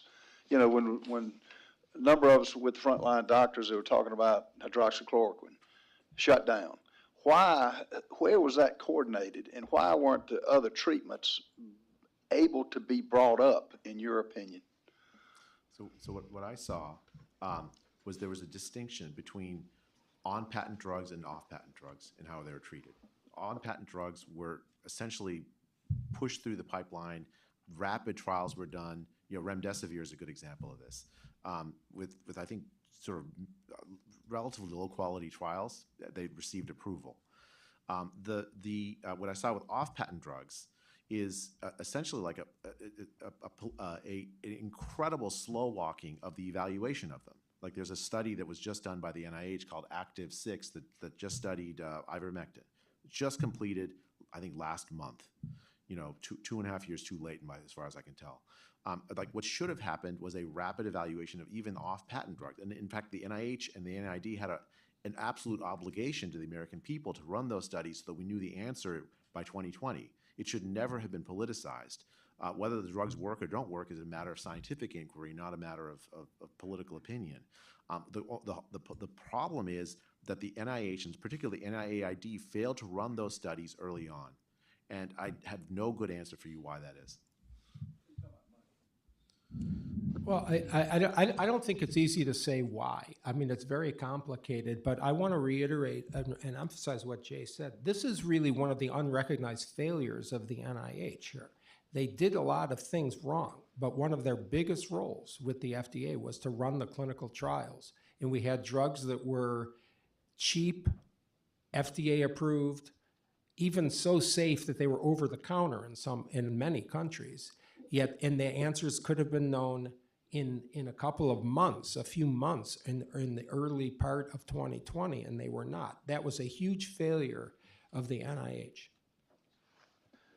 Gentlelady from Colorado. Thank you so much, Chip, for putting this on, and thank you to all the witnesses who are here today. Appreciate you guys. We've frequently been called COVID deniers just for simply asking questions or presenting information from research that we have. But I would argue that folks on the left are the real deniers. They are deniers of accountability. They are now asking for COVID amnesty because of the terrible policies that they enforced on Americans. They are, as we heard from Dr. Kulldorff here, they are natural immunity deniers, which makes them science deniers. They are freedom of speech deniers. We're talking about censorship here. How many people were censored for simply asking questions about COVID-19, about the practices that were put into use? We even had a disinformation governance board that was formed, and thankfully we were able to get that shut down. That was an attack on the American people to silence them. They are religion deniers. We had our churches shut down. They are assembly deniers. We are not allowed to assemble as Americans unless it was in protest with cans of spray paints and you were setting buildings on fire. And then, of course, they're education deniers. How many of our children have suffered because of the education that they lost? They are parental rights deniers. How many moms and dads were called domestic terrorists for simply defending their children in schools? They are deniers when it comes to the economy. They've even redefined the word recession. So in everything that they do, they are denying the actual truth. When we are seeking truth and trying to get truth out there, and ultimately, they are freedom deniers. And that's what we saw most of all throughout all of these lockdowns. COVID didn't lock anything down. It was politicians. It was leftist politicians that shut everything down. And with this talk of censorship to you all, I want to say each of you, each of our three witnesses here have been routinely attacked for questioning the Democrats' party's efforts to politicize medicine. Two of you were recently attacked after the Great Barrington Declaration in 2020. All this declaration called for was a little more sanity in our national response to COVID, but that was far too radical for the radical left. And your credibility, something that you've worked decades to build up, was repeatedly under fire from the Democrat Party, and all because you wanted to put kids back in school to improve mental health outcomes of Americans throughout our country. And my question would be, all of this was heavily on social media. we were censored on social media. We heard our colleague from Georgia talk about her censorship even. And to the witnesses here today, how could we best counter big tech's war on free speech, on this censorship, especially when you have such credible records to stand on and you were still attacked and you still are and were ultimately silenced for speaking the truth? Yeah, I think the first thing is the government shouldn't be sponsoring that censorship, should not be directing that censorship. So Martin and I are involved in a lawsuit that's been brought by the Missouri and Louisiana Attorney General's offices against the Biden administration. And what we found so far in discovery is that there are at least a dozen federal agencies that directed the censorship by social media of both ideas and people on COVID policy. So the first thing to do is just stop. Don't do that. That seems like a direct violation of First Amendment rights. My First Amendment rights. Martin's actually really the First Amendment rights of every American citizen. And I think so. You could just stop doing that. On COVID denial, I'd say that in fact the problem is that we actually didn't take COVID seriously enough. If we had, we would have paid attention to the risks that old people faced. We would have done much more to protect older. 80% of the deaths are people over 65. Why did we not take that more seriously? We politicized something that should never have been politicized. We should have taken this much more seriously than we did. Instead, we turned it into this normal political football that should never have happened. We denied basic science, and we suppressed the ability to discuss ideas with one another, which is, I think, our God-given right as American citizens. Dr. Bhattacharya, if I might, real quick, for the gentlelady from Colorado, you just said something about protecting old people. At what point did you know that that was the population that we should be spending the vast majority of our time? Martin should answer this question. That was known from the very beginning, from the very first data that came out of Wuhan. Any doubt among the three of you that we knew that from the very beginning? And would it surprise you that for those of us who were saying in March of 2020 that that should be the focus, that would have been the right focus? No doubt. Zero doubt. No doubt. That was known, and if I might say, even without any data whatsoever, a first-year medical student learns that for every respiratory virus, until proven otherwise, the risk is to nursing home people, frail elderly. And the facts for decades have shown that even when a common cold is introduced into a nursing home, people die. So this is not learned. It's very important for people to know it's not learned knowledge that the high-risk people were the elderly and the frail. What was learned and what was a surprise was that the extremely low risk to children. But in terms of the high-risk population being the elderly, that was assumed, and it was known immediately, including on the Princess Diamond cruise ship data. Everybody knew this from day one. So one more question in the medical censorship field goes to my friend from Pennsylvania, Scott Perry. Before that, I'd like to just recognize my friend Brian Harrison, former chief of staff at HHS and current state rep in the state of Texas, and he's joining us here in the audience. Thanks. Thanks to gentleman from Texas, Mr. Roy. Gentlemen, thanks for being here. This question, I think, kind of covers the last panel, the current panel, and the next subject, the next panel. And I've listened to you, particularly Dr. Atlas and Dr. Kulldorff, regarding what I would just consider accountability. And I get the sense, I think correctly, that you don't want, you've said, we don't want to punish, but we want to learn from this so it doesn't happen again. And I know you're not policymakers, and I know that you're not in the executive branch where you can, where you can impose a punishment, so to speak, or an accountability. But I think I feel like I need to reset or attempt to reset your thinking a little bit, because in the arena that you're in, your voice is very important. And I would just have you consider this. So the consequences are out there. I mean, you got the governor of Michigan, who's just been reelected. You've got the governor of Pennsylvania, who can't be reelected. You've got the mother of the Pennsylvania Secretary of Health, who was taken out of a nursing home where other people were being forced into the nursing home that were COVID positive. That person has now been elevated to the federal level. And I would just have you consider that there have been no consequences. There has been no accountability. And there will be no change to the things that my good friend from Colorado outlined to you, the censorship, the continual denial of science, the continual politicization of medicine, until there are consequences. Unless there are consequences, I get it that we all want to move past this, understand what happened so it doesn't happen again. But it's continuing to happen. And we're rewarding the people that did it. What do you say to people that lost their loved ones because some policymaker, and I get you don't want to ascribe motive. I get that clearly from your comment. You don't know the motive, right? We don't know what's in people's hearts. But there has to be a consequence. There has to be an accountability for abject failure, for negligence, especially when there are life and death issues, especially at this scale. And I would just say, and maybe this is a question you can't answer, and maybe you don't want to get into this, but if you're unwilling to say something about this, if you folks are unwilling to say something about this, this is going to continue, and it's going to be used against us over and over and over again. Thank you. I'm going to try to be diplomatic.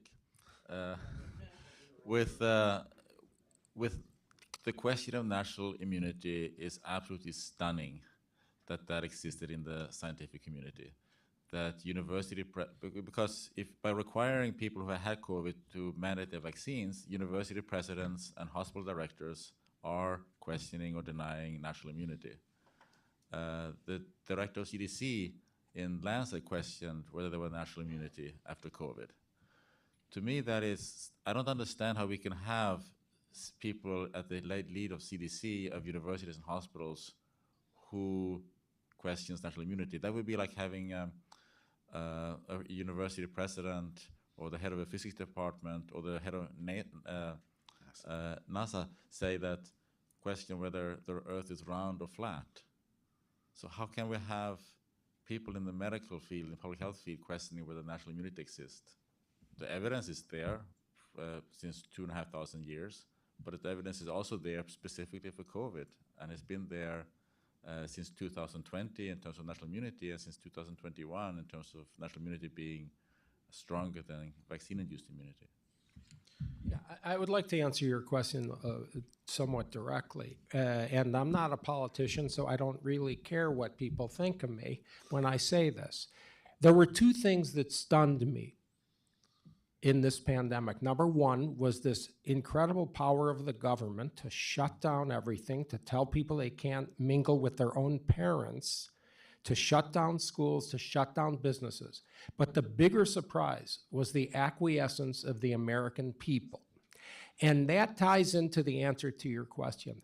I am for exposing these people. I am for public airing and demand for their personal admission of error and public apology.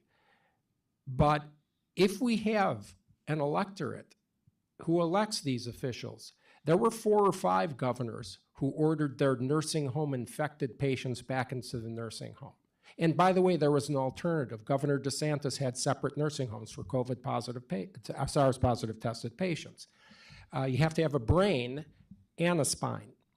But I can tell you that if you have an electorate that re-elects people who did that to them, then who am I to say there should be a punishment? Can I just briefly, 10 seconds on that? Because yeah, sure.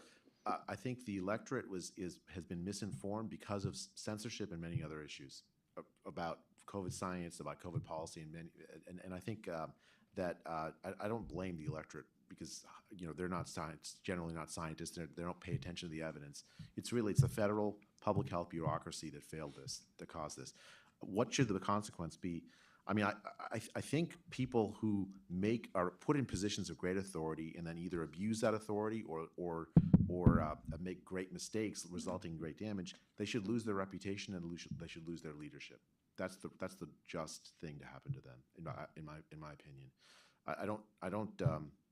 I think we have to figure out some way forward. I mean, these are not people that you can just throw out. I mean, just there's a very large number of people in leadership that failed. How do we move forward from that fact. It's not just one person and say, okay, you're done and that you're gone. You can't just make a scapegoat and pretend like you fixed it. You have to have reform so this doesn't happen again. People should lose their reputations in leadership, but there needs to be some level of forgiveness at the core of this, or else we're just going to be at each other's throat. Let me ask one follow-up question, and then we're going to go to the vaccine mandate section. And we're going a little bit long, but this is good, and so hopefully everybody can last a little bit longer. To the best of any of y'all's knowledge, did any of the leadership at the NIH, et cetera, whether it's Dr. Fauci, Dr. Birx, or anybody in the White House, did they know that there was benefits to, for example, natural immunity that they were then ignoring in their public statements and their actions and advice to the president and taking positions on public policy? Did they know about efficacy of masks when they were encouraging masks and pushing said policies? Or any other knowledge that they knew that they were pushing that helped advance what we've just all been discussing as problematic in terms of the exercise of power by the federal government? Okay, I'll take that because I saw and I had discussions with these people at least for 3 months. I mean, there are several things to say here. Number one, there was gross incompetence, gross lack of knowledge. When there was a discussion at the task force of the meetings I went to, and I was in task force meetings from mid-August to mid-October. After that, I refused to go because it was insane. I was the only one who brought in the scientific papers. When I was asked a question by Vice President Pence on the risk to children, I had 24 papers there. I went on a 10-minute discourse of the data. Birx and Fauci, I said this in my book, had nothing. I never saw them come in once with a scientific paper into the task force room. The lack of knowledge was stunning. The lack of preparation was stunning. I find it hard to believe they didn't know these basic fundamentals of biology. This is not very complicated at all. But they certainly didn't act like it. There were incredibly low-level discussions about proof of efficacy of masks, for instance. Single charts being held up in the air as proof by very famous, prominent people in that room. So, you know, it's hard to really guess if they actually knew what the motivation was, but they did not show that they knew. They were not prepared. And this is why I say a couple things. Number one, we cannot have bureaucrats that are so powerful in a position for almost 4 decades be in charge of things like that. We need also to incentivize, to applaud people who step forward, who are good, who are willing to come in temporarily. And we need to rotate more and more outsiders into government oversight, into these agency oversight positions. We need to have people like Martin and Jay and others be able to come in temporarily who are not interested in the government job, as not and I was not either, who are there for the right reasons and not to cover themselves, to make friends in agencies, to make friends with the media. That's what I saw. Thank you for that. In the interest of time, we're going to move forward. The next section, we want to talk about vaccine mandates and covering the harms of those mandates. We know the COVID-19 vaccine fails to prevent transmission and infection, and yet President Biden pursued multiple vaccine mandates, and many of those mandates continue in place and are harming our men and women in uniform, harming our first responders, harming nurses, harming the American people who dare to say that they don't want to have a needle stuck in their arm or they lose their job. And so I think we ought to have at least a little bit of a conversation about that. I promised my friend from Arizona that we would play a video that he wanted shared that I think he put together. So we're going to put that. It's about a 2-minute video, and I'll forego my questions so that the video can play, and then I'll turn it over to the gentleman from Arizona and then the gentleman from Georgia. Right now in the United States, people should not be walking around with masks. A dispute over a mask led to a woman being tased by a cop at a middle school game. It was a tense first day of class. Police were called on campus. The entire school went into lockdown, and all because 2 students refused to wear a mask. Suggesting we declare a pandemic amnesty. Quote, we need to forgive one another for what we did and said when we were in the dark about COVID. We changed our whole culture and of America that'll be a generation or more to overcome. Record low reading and math scores reveal the impact of school shutdowns. New test results show a significant drop in test scores and learning for elementary school-age children in the United States. The decline in reading and math for 9-year-olds were the largest in several decades. You're really criticizing science, because I represent science. While the vaccines provide strong protection for the vaccinated, my message to unvaccinated Americans is this: our patience is wearing thin. I knew these vaccines were not going to protect against infection. People who have already had the virus be recommended to get the vaccine as well. The answer is yes. But she's had the flu for 14 days. Should she get a flu shot? Well, no. If she got the flu for 14 days, she's as protected as anybody can be, because the best vaccination is to get infected yourself. Reactions would be most common from these vaccines? Well, generally, the most common reaction is what you see with most any other vaccine. A sore arm, a little bit aches, you might feel a little bit fatigued and down. A small percentage of the people might get a fever. It has turned out to be more of a serious issue than previously thought. We're talking about myocarditis happening to some young people after getting the coronavirus vaccine.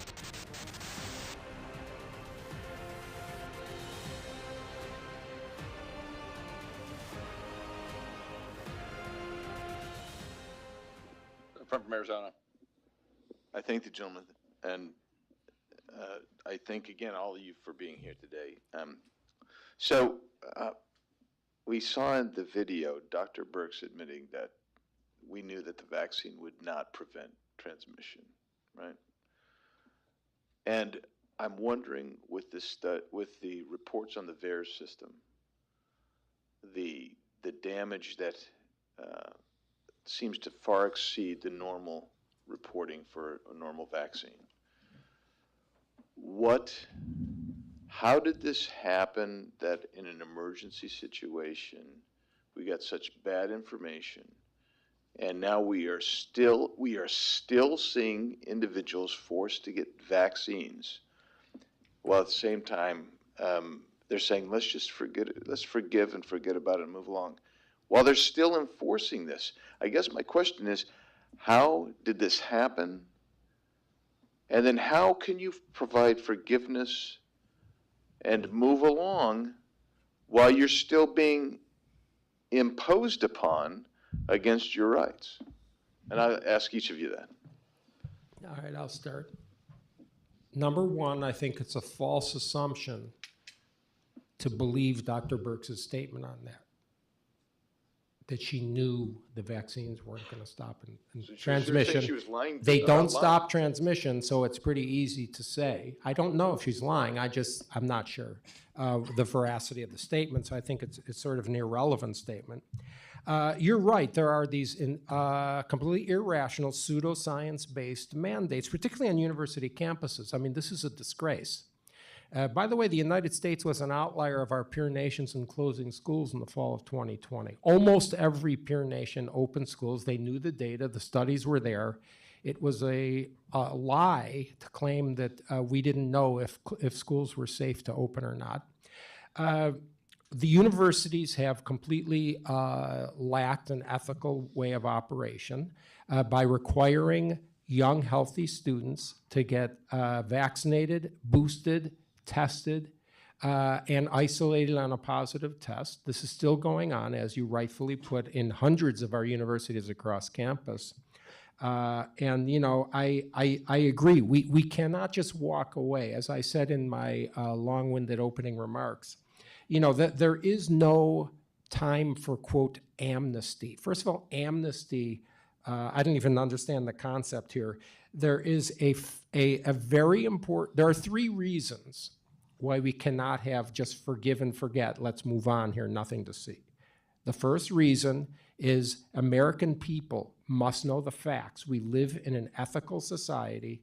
They have been through a lot, including but not limited to the harms to their children. They need to know the truth. Number two, we need to restore trust. Everyone who's married knows it goes a long way to admit you're wrong to restore trust.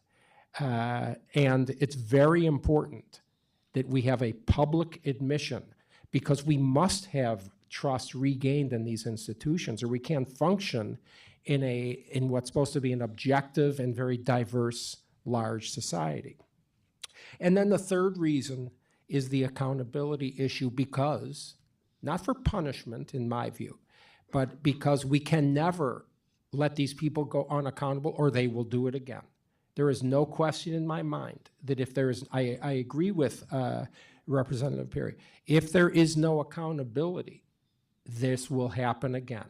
The people who are in power need to be held accountable some way, because there will be another pandemic, there will be other crises, there will be other public health emergencies called, and I think everybody understands that, whether or not they're emergencies. So we absolutely cannot just walk away. We need to have accountability, and it's not clear exactly how to do that. There is one amnesty that I'm very much in favor of, and that is that every person who was fired because they didn't take the vaccine should be rehired with back pay. That's an amnesty that I'm very much in favor of. I think they were badly treated for unscientific reasons, and I would also include students in universities who were prevented from studying, that they should be readmitted and be compensated. You brought up the VAERS system. So VAERS system has its purpose, but it's not the best system for vaccine safety that we have in the federal government. There are two other systems that are the strength of our vaccine safety system, but that we have heard very little about, even though they have the best data, because the VAERS system is spontaneous reports. So there's both under-reporting and over-reporting. We don't have good denominators data. But CDC has a much better system that's called the Vaccine Safety Data Link System. It's been in place for a couple of decades. And they use electronic health records, so they know these people got the vaccine, and then they have everything that happened to them afterwards. Did they have a stroke? They were diagnosed by diabetes? Did they have a rash or whatever? So there we have the denominator data. So the Vaccine Safety Data Link System that CDC runs is a much better system to evaluate vaccine safety, but we've heard very little about it. They did publish a very important study proving that the mRNA vaccines cause myocarditis, especially in young men. And there have been a few other studies, but we haven't really seen much data from it. And I think it's important to ask CDC, why haven't we seen more information from the Vaccine Safety Data Link during this pandemic? The other system is FDA has a system called the BEST system. It's a more recent system that they have built. We haven't received very much data from that system either. In 2021, in the summer, there was a report, a press release saying that they had a signal about some heart problems from the mRNA vaccines without any data, without any follow-up, whether they actually, because they will continuously look at the data, but there was no follow-up to determine whether they actually was a true relationship or just kind of a false signal. So I think both of these systems, the Vaccine Safety Data Link system and the BEST system that FDA has been underutilized during the pandemic, and I think it's important to ask FDA and CDC why that is and to request better data, because the data from those systems is scientifically much higher quality than from the VAERS. So Martin addressed the vaccine side effects. Let me address the strategy of using the vaccine. I think the error that was made, like the intellectual error that was made. The World Health Organization changed its definition of herd immunity to exclude natural immunity in 2020, to say only vaccines can be used to create herd immunity. You heard repeatedly people like as prominent as Tony Fauci saying if we had 80% of the population vaccinated, essentially the implicit promise is disease will go away, right? You get herd immunity through vaccines. If you have a vaccine that doesn't stop transmission, you can't use it to get herd immunity. In December 2020, I wrote an op-ed in the Wall Street Journal with Sunetra Gupta. What we argued was that we don't know whether the vaccine stops transmission. You couldn't tell from the randomized trials whether the disease, because they didn't look to see whether it stopped transmission. You just didn't know. It had efficacy against symptomatic infection, but you don't know if it could be used for transmission. So we argued that you should use the vaccine for focused protection. Older people, just as Martin has said, had a 1,000-fold higher risk of death. You could use the vaccine to reduce that risk of death, and it's worth the potential side effects because those are likely much less than the protection provided by the vaccine. For young people, that's the calculus is reversed. Instead, public health doubled down on this idea that you could use the vaccine to stop transmission, to get rid of the disease. The vaccine mandates were built on that false assumption. And by July of 2021, we knew that that was not going to work with certainty because countries that had widespread vaccination were seeing big outbreaks. So why do we continue down this path of vaccine mandates that have been so destructive, where so many people lost their jobs and people have lost confidence in vaccines? There's no good answer to that. I have to that question. And the fact, as you say, it was still happening now. You're still seeing, students in top universities being essentially forced to get a booster that they probably don't need at risk of myocarditis. I have no idea why we're doing that. It's just a colossal error in policy. Thank you, doctors. Thank you, my friend from Arizona. Gentleman from Georgia is the next up. Thank you. Thank you to my colleague from Texas, Congressman Roy, and to Heritage Foundation for hosting this, and to each of the witnesses here. We must address and evaluate our nation's, and specifically our government's handling of COVID-19, from medical censorship and unhinged spending to unconstitutional vaccine mandates. We have seen our country economically crumble and constitutional freedoms trampled. As someone who has served in the U.S. Navy for over 28 years, I am particularly disheartened by the vaccine mandates placed on our service members. It is unacceptable that service members are being discharged and losing their opportunity to serve our nation because they have a legitimate religious issue with the vaccine. Unfortunately, this medical tyranny hits very close to home, as it is directly impacting my Georgia's 9th District. In fact, my office was recently contacted by a major in the Army from my district who is being forced out of military service for refusing to take the vaccine. He, like so many others, applied for a religious exemption and followed the process set out by the Army. However, like almost everyone, his exemption was systematically denied without explanation. This is unacceptable, unconscionable, and unconstitutional. Yet it's not just those in Northeast Georgia. My own staff right here in Washington, D.C. has been impacted by the Biden administration's medical tyranny. A staff member on my staff just a few blocks away had a full-ride ROTC scholarship, graduated, and should be training as an Army Field Artillery officer right now. But because he made the decision to not receive the COVID-19 vaccine and applied for a religious exemption, his hard work and service were dismissed, and his constitutional freedoms were violated. After submitting his religious exemption request, he received a generic form letter declining his request, and it is currently on appeal. In the meantime, he decided to join the good fight, and I'm proud to have him on my team as we battle this fight. To be frank, I'm downright disgusted that our service members are being forced out by Biden's woke military. This is unacceptable, and we will not rest until there is justice. My question to you is this. You know, we've talked about young men and the risk of myocarditis. Well, what is the military full of? Young men in their 20s. So, do you think it was wise for the Department of Defense to force the COVID vaccine on young men and women in uniform? No. No. There's no scientific basis to have that policy. None. Thank you.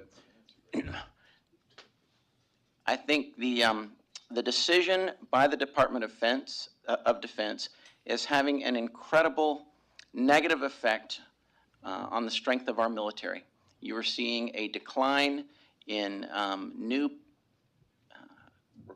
recruiting, that's correct, in new recruiting, and you are seeing great, fantastic combat officers and combat service members being forced out of our military. It is a disgrace, and that is something that we really need to make sure we fix. Thank you. I think the gentleman from Georgia, I'm going to go to the gentleman from Kentucky, and then the gentleman from Texas in this category. It seems like we're talking about vaccine mandates in the past tense, but they're still in place. Like, families are being separated at the border, at ports of entry, if you haven't gotten the vaccine. Healthcare workers, the ones who are most likely. Right now we're at what, 97% seroprevalence, and healthcare workers must be near 100. Yet the mandate still applies to them, and there's the one on the military that's still in place, even though there are injunctions against enforcing that for those who've applied for a religious mandate. What seems sort of ridiculous to me is you have to appeal to God to not be subject to their false science. But I want to recognize two attorneys who are here. They got the first injunction against the military on their vaccine mandate. Chris Wiest and Scott Bruins are behind you, Dr. Bhattacharya. They started with 80 or about 80 people at Wright-Patterson Air Force Base, but got a nationwide injunction, which has turned into an injunction on several of the other branches. But it's still in place. And there's no logical reason for it. I introduced H.R. 3860 2 or 3 months before they put the mandate in place. And people say, well, why did you only include the military? Why didn't you include the healthcare mandate or all the other mandates? Because I never anticipated government thought they had the authority to do this to anybody but people in the military who have, signed lots of disclaimers and disclosures. The reason these attorneys are here is my colleague Marjorie Taylor Greene, who left, and Ralph Norman. We decided to sue Nancy Pelosi. We had a mask mandate in the House, which made no sense, but we complied. Until the day she said in the media, we will have masks until every member of Congress is vaccinated. So what was a mask mandate morphed into the vaccine mandate, and so that's why we've filed this lawsuit against her. But here's how I think you could correct it. There's no accountability and there's no liability for mandating these things. We are living under medical malpractice martial law right now, under the PrEP Act. A lot of people think we're under the 1986 vaccine, injury compensation fund regime. No, you can't even apply for that. The PrEP Act, the federal law, overrides all state liability laws. And so, and there's also been this conflation between EUA and FDA approved, especially in the military. They don't have the legal authority to do what they're doing with the EUA. So it seems like we had these frameworks where before we had COVID, we had sensible things like religious freedom, religious exemptions for healthcare workers who could show that they had a prior infection or antibody levels, for other diseases. To what degree do you all think, because I'm wondering what we can do in government, right? To what degree do you all think that restoring some sense of liability, either on the employer who mandates it or on the government who mandates it, would sort of fix some of the fake science, Dr. Butcher? I think that's a great idea. I mean, I don't know why. I'm waiting for some student, 22-year-old young man to sue some prominent university because he got myocarditis because he was forced to take the vaccine. I don't see why the people that put those mandates in place shouldn't face some liability, even if Pfizer doesn't face it. I think actually there's an irony what you said about the healthcare worker mandate. A lot of nurses left the workforce because of the vaccine mandates, and now we're seeing shortages of healthcare staff. So what started out as a policy to preserve healthcare capacity has turned into a policy that has destroyed healthcare capacity. Do you have any thought on restoring some kind of a liability for, if not the manufacturers, the actors who carry this out?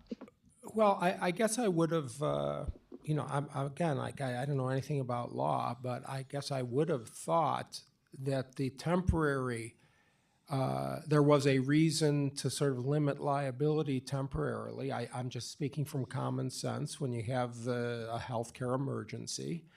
But I'm not sure why after 2 years, when there is no healthcare emergency, when we've had, by the way, almost 1 billion injections of these vaccines worldwide, 1 billion, and we still don't have a very detailed handle on the side effects. There's something wrong there.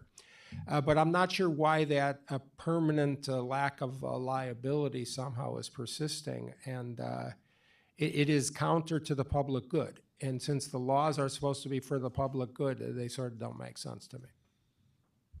I think gentleman from Kentucky, and because we in Congress like to, say the same thing and over again, just a different way, I'll just mention that I introduced the HR 6649, which bans the mandates and restores service alongside my friend, Mr. Massie from Kentucky. Doesn't matter whose bill it is. It's ridiculous that we're not fixing this. It's absurd, facially absurd what we're doing to our men and women in uniform. It is facially absurd what we're doing to the nurse who was basically in tears at a function I held last week in Texas in a small town where she was concerned she wasn't going to get a religious exemption and that she would lose her ability to be a nurse. We're losing nurses. We're losing our men and women in uniform. It's avoidable. It's actually wrong, and we should end it. And the gentleman from Kentucky has a follow-up, and then the gentleman from Texas. Yeah, to Dr. Kulldorff's point about the complete denial of natural immunity, especially in the context of the military vaccine mandate. If you go back, people rationalized it because General George Washington used a smallpox inoculation. But if you go find his documents ordering these things, he said people who haven't already had smallpox. And so I called Mount Vernon, which is the repository of all things George Washington, to find out if he got the smallpox inoculation. And the expert, they put the expert of all things George Washington on the line, and she was offended I would even ask the question because he had already had smallpox. She's like, why in the world would he take it? Maybe we should have put her in charge instead of Fauci. CDC director. Exactly. Gentleman from Texas, my good friend, Mr. Gomer. Thank you, and I really appreciate my friend from Texas for getting this together. Appreciate y'all being here. With regard to the vaccines, I've seen about a Swedish study. Actually, it says of all the vaccines, but the conclusion says our study is the first in vitro study on the effect of COVID-19 mRNA vaccine BNT 162b2 on human liver cell line. We present evidence on fast entry of that vaccine or of the mRNA into the cells and subsequent intracellular reverse transcription of the mRNA into DNA. Are y'all familiar with that study? Should that concern us that the mRNA is rewriting to DNA? So I've read that study. I think it's an in vitro study, means that it's not something that's been found in real life. It's in like a petri dish or something. I'm not particularly concerned about that because I would want to see that show up in epidemiological data with real life outcomes. What I'm much more concerned about is things like myocarditis that show up with patients, that show up in the signals that you see in these vaccine safety epidemiological systems. The fact that the mRNA vaccine can, in some lab settings, sometimes turn into DNA in liver cells where we don't know what the consequences of that are. I mean, because you have the DNA. Well, it said in each circumstance that's what happened. Right, but so let's say you have reverse transcriptation, it turns into DNA into some liver cell. The liver cell could still just be fine. Like it doesn't mean that it's going to be producing spike protein for the rest of time, because just because you have a gene doesn't mean the cell is always. But then, wouldn't that cause you to want to study this further to see what the ultimate effect would be? Because it could be problematic, correct? Yeah, I mean, I agree with you. You should study it. I mean, I think this is one of these things where I think one of the editor of the New England Journal of Medicine, one of the vaccine approval meetings, he said that you're just going to have to approve the vaccine to see what its safety profile is, something like that, right? Goodness. But it's just to be fair to him. Just to be fair to him, I mean, it is true. Like any vaccine, and you learn about it in its use. So after it's approved, because even if you do a study of 40,000 people, and then you turn around and you give it to 1 billion people, you're going to learn a lot more potentially from the 1 billion than you are going to for the 40,000. The real problem is that we haven't taken the vaccine safety signals we've seen seriously enough. Like for instance, myocarditis in young men. And that we have not taken the uncertainties about whether the vaccine can be used to stop transmission. So we haven't taken that seriously enough. that there are like these curious biological findings. I think that's really important that we continue to study those. Maybe I'm wrong. Maybe it is something important. My impression from that study was that it's a curious fact, but not something clinically important. But it should be researched further, right? Absolutely. And then there was a German study that reported in August that the following metallic elements were found in all of the vaccines, the mRNA: cesium, cobalt, chromium, cerium, gadolinium, silicon. But my exposure to those have been, as a litigator and a judge, litigation about some of those things causing some very terminal situations. Does that study cause any concern? I mean, how would these type metallic substances end up being in the mRNA vaccines? I mean, I think that like a lot of that, I don't know the particular that study. I've not read that study, so I shouldn't comment on it. But I'll say like the typically with vaccines and the mRNA vaccines, no counterexample. You'll have adjuvants in order to modulate the response to it, and it's not necessarily wrong to have those adjuvants. It's just part of how you do vaccine science. Whether those particular adjuvants result in clinical consequences, that's, to me, it's more important to look at that, right? Is it actually harming patients? I've not seen any convincing clinical data that those, whatever adjuvants there are, is the reason why. Whatever the cause is, this vaccine does cause myocarditis in young men. That is, we know that for a fact, not from these biological studies, but from the epidemiological systems that we have in place. To me, that's the more important thing. Let's look. We should have more transparency about what studies have been done to look for clinical signals that meaningfully affect patients' lives, and we haven't had enough of that, I think. But that is from short-term study and analysis. We don't know the ultimate long-term effects. So the systems that Martin talked about earlier, the VSD system in the CDC and the BEST system inside the FDA, they actually look at longer-term outcomes. They track patients over a long period of time, either through electronic health records linked over time, or with medical care claims data, and they can track patients for years actually. So we have systems in place to look at them. Just that the CDC and the FDA have not been quite as transparent as they ought to have been in telling us what signals they found, other than the myocarditis signal that they reported. Thank you. Thanks, gentlemen. Can I just add, though, yeah, sure. that comment that Jay just mentioned that was made by the New England Journal, we just have to test, they have to inject it to see if it's safe. Okay, this was an FDA committee meeting on the approval specifically in children. Okay, other countries, our peer nations in Western Europe, have made the decision, looking at the data on the risk of the disease to children, that they don't recommend injecting vaccines for people in teenagers under 20. Several other countries. The United States still has mandates on almost every university campus for these kids to get vaccines. Okay, there is an ethical breakdown here. Well, thank you, Doctor. Yeah, sure, Dr. Harris. Just very briefly, I'm going to ask a kind of scientific question about this, because it's not only just whether myocarditis exists or not. Look, I don't know. I think you get myocarditis with COVID anyway, but it almost doesn't make a difference now, because if I'm correct in my reading of literature, if you look at, because Representative Massie talked about antibody positivity, but they're different antibodies. And if you look at antibody positivity to nucleocapsid antibodies, my understanding is that very near 100% of the population has it. Because I got to tell you, I don't know anybody who had the vaccine who hasn't subsequently had the disease again.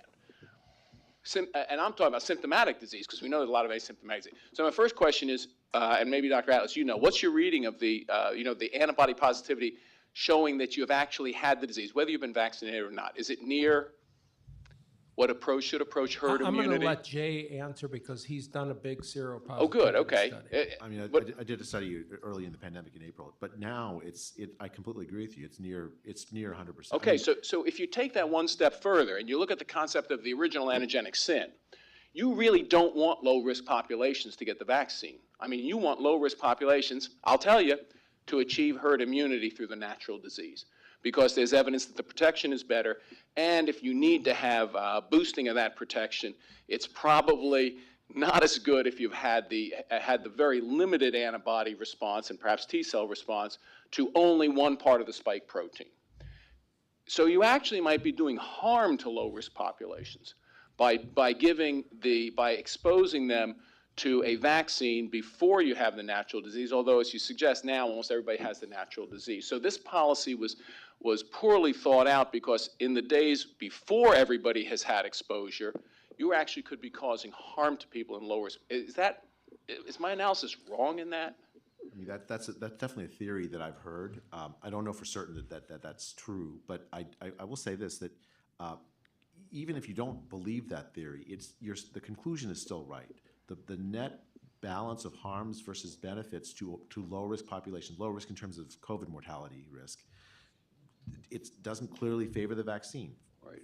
For children, for instance. Whereas for older people, I mean, I think you could make a case that it would probably did. Now, though, it's a very different situation. As you say, it's like near 100% of the population has immunity, both by COVID exposure and then also by the vaccines. We shouldn't be talking about it the same way we talked about it in December of 2020. Right. And in fact, with regard to the military, this is the lowest risk population in that age group. Am I correct? I mean, look, they screen you out for obesity. I know, as in the military, you can't have a lot of the risk factors, the high risk factors. If you have autoimmune disease, you're not getting into the military. So this is in fact the lowest risk of that age group, with the only people in that age group to have a mandate, effectively. Yeah, there's no good reason to require military members. Yield back. Thanks, Dr. Harris. Thanks, doctors. I know the most important section we want to talk about, and we're past time already, but we talked about this before in planning this, is where do we go from here? So I'm going to ask an open-ended question to the three of y'all to talk about where we go from here. It's important that we have accountability. It's important that we know where to go in terms of never letting this happen again and making sure that our next response is proper. We've talked a little bit about what we need to do. We don't need to rehash that in terms of accountability, but I do want to hear from each of you, because we talked about how important it is, about the direction we want to go. Whichever one of you wants to go first. I'm going to start. I think we've seen the House actually conduct a review of the COVID response, and it was an entirely partisan document aimed, as best I could tell, to attack my friend and colleague, Dr. Scott Atlas. It was entirely unfairly. What we need from Congress is an honest COVID commission, an honest evaluation, and not just with folks on our side, but also folks from all over who made the decisions, put in the hot seat, asked, why did you make these decisions? What were the justifications? What were the consequences? We have to have almost like a church commission or something on the COVID response. Just as I think we're going to get one in terms of the origin of the virus. We need the same kind of attention paid to the response to the virus. The regulatory responses to this, I think, reforms to this also, I think, need to happen. So, for instance, you had Tony Fauci and Francis Collins effectively use their perch on top of the NIH as if they were popes, high scientific clerisy dominating the minds and utterances of other scientists and people. So, you can't have that. You cannot have someone who sits on top of such a large pile of money that controls the careers of countless scientists have so much say in health policy. It's a direct conflict of interest. So my idea is, why not have 6 or 7 regional NIHs, right? So, there's great scientists all over the country. Why is so much of the money going to Massachusetts and California? You should have a setting where scientists, the NIHs, compete with each other. So if there's going to be one Tony Fauci, let there be 7 Tony Faucis competing with each other for the thing. That's better than wait a minute. But if we have 5 or 6 regional, then even if we have one Anthony Fauci, we have the other 4 and 5 that actually operate properly. So that's the idea. Like, competition is as important in science as it is in economics. The CDC needs to be fundamentally overhauled, not in the way that the CDC director has tried to overhaul it, I think, because really there are some great scientists at the CDC, but I have not seen great science come out of the CDC. And so the question is, what I have seen is political meddling inside the CDC, as I mentioned earlier with the teachers unions. I think there needs to be an overhaul of the CDC that gives more power to the scientists so that they can speak up when they have problems. The FDA, I think, it saddens me to say this because I've worked for almost a decade with the FDA on vaccine safety, but the actions of the FDA that I've seen look to me like regulatory capture. So you can revisit acts like PDUFA that have pharmaceutical companies financing the FDA operations, things like that. We have to have an independent FDA. It's absolutely vital for the American people to know that the FDA is acting independently of the pharmaceutical companies that they oversee. And I'm not confident that's true during the pandemic. Thanks, Dr. Bhattacharya. Dr. Kulldorff. Yeah, so I think breaking up the centralization of science is critical. And one of the things that Dr. Bhattacharya said is to have multiple funding agencies instead of only one NIH. And that could be then regionally. There are also other things. Now when a scientist applies for grant, they write in a proposal of what they're planning to do. I think a much better system is to write in the papers the research they have already done and then judge them based on that. And then once they have, and if that's good research, they are very likely to do good research in the future. If it's bad research, they're likely to do bad research in the future. So to base funding decision on past work, I think is better than to base it on future promise, because that becomes much more fuzzy and difficult to judge. Also, I think there needs to be a reform in how publication system works. It has to be open access. It has to be open peer review. And there shouldn't be prestige in being in particular journals. People should just publish it as soon as it's available and then have other people comment on it. So I think, and all of this is sort of part of trying to decentralize science instead of having it very centralized, because I think it's the centralization that has really harmed us during this pandemic. Scientists have to feel free to express their views and have debates and discussions. So when I'm post something on Twitter or LinkedIn, of course, if an anonymous person says something stupid about me, it happens all the time, I don't care. But when scientists start to bullying and slander or take down other scientists, that's not appropriate. That and I've been speaking out regardless anyhow, but it hampers other people's willingness to speak out. And that is absolutely detrimental to science. So I don't think we can accept that we have universities where there are faculty members who are bullying or slandering other scientists, because that stimulates the whole scientific debate. Thank you, Doctor. Dr. Atlas.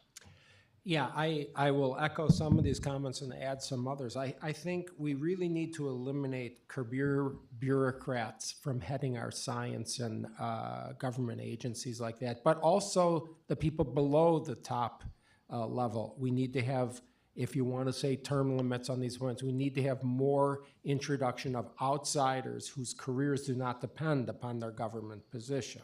You can't, because that causes perverse incentives that are nothing to do with science. We need to, I agree, decentralize and depoliticize science. Just to explain why that's so important, I'm not sure everybody understands.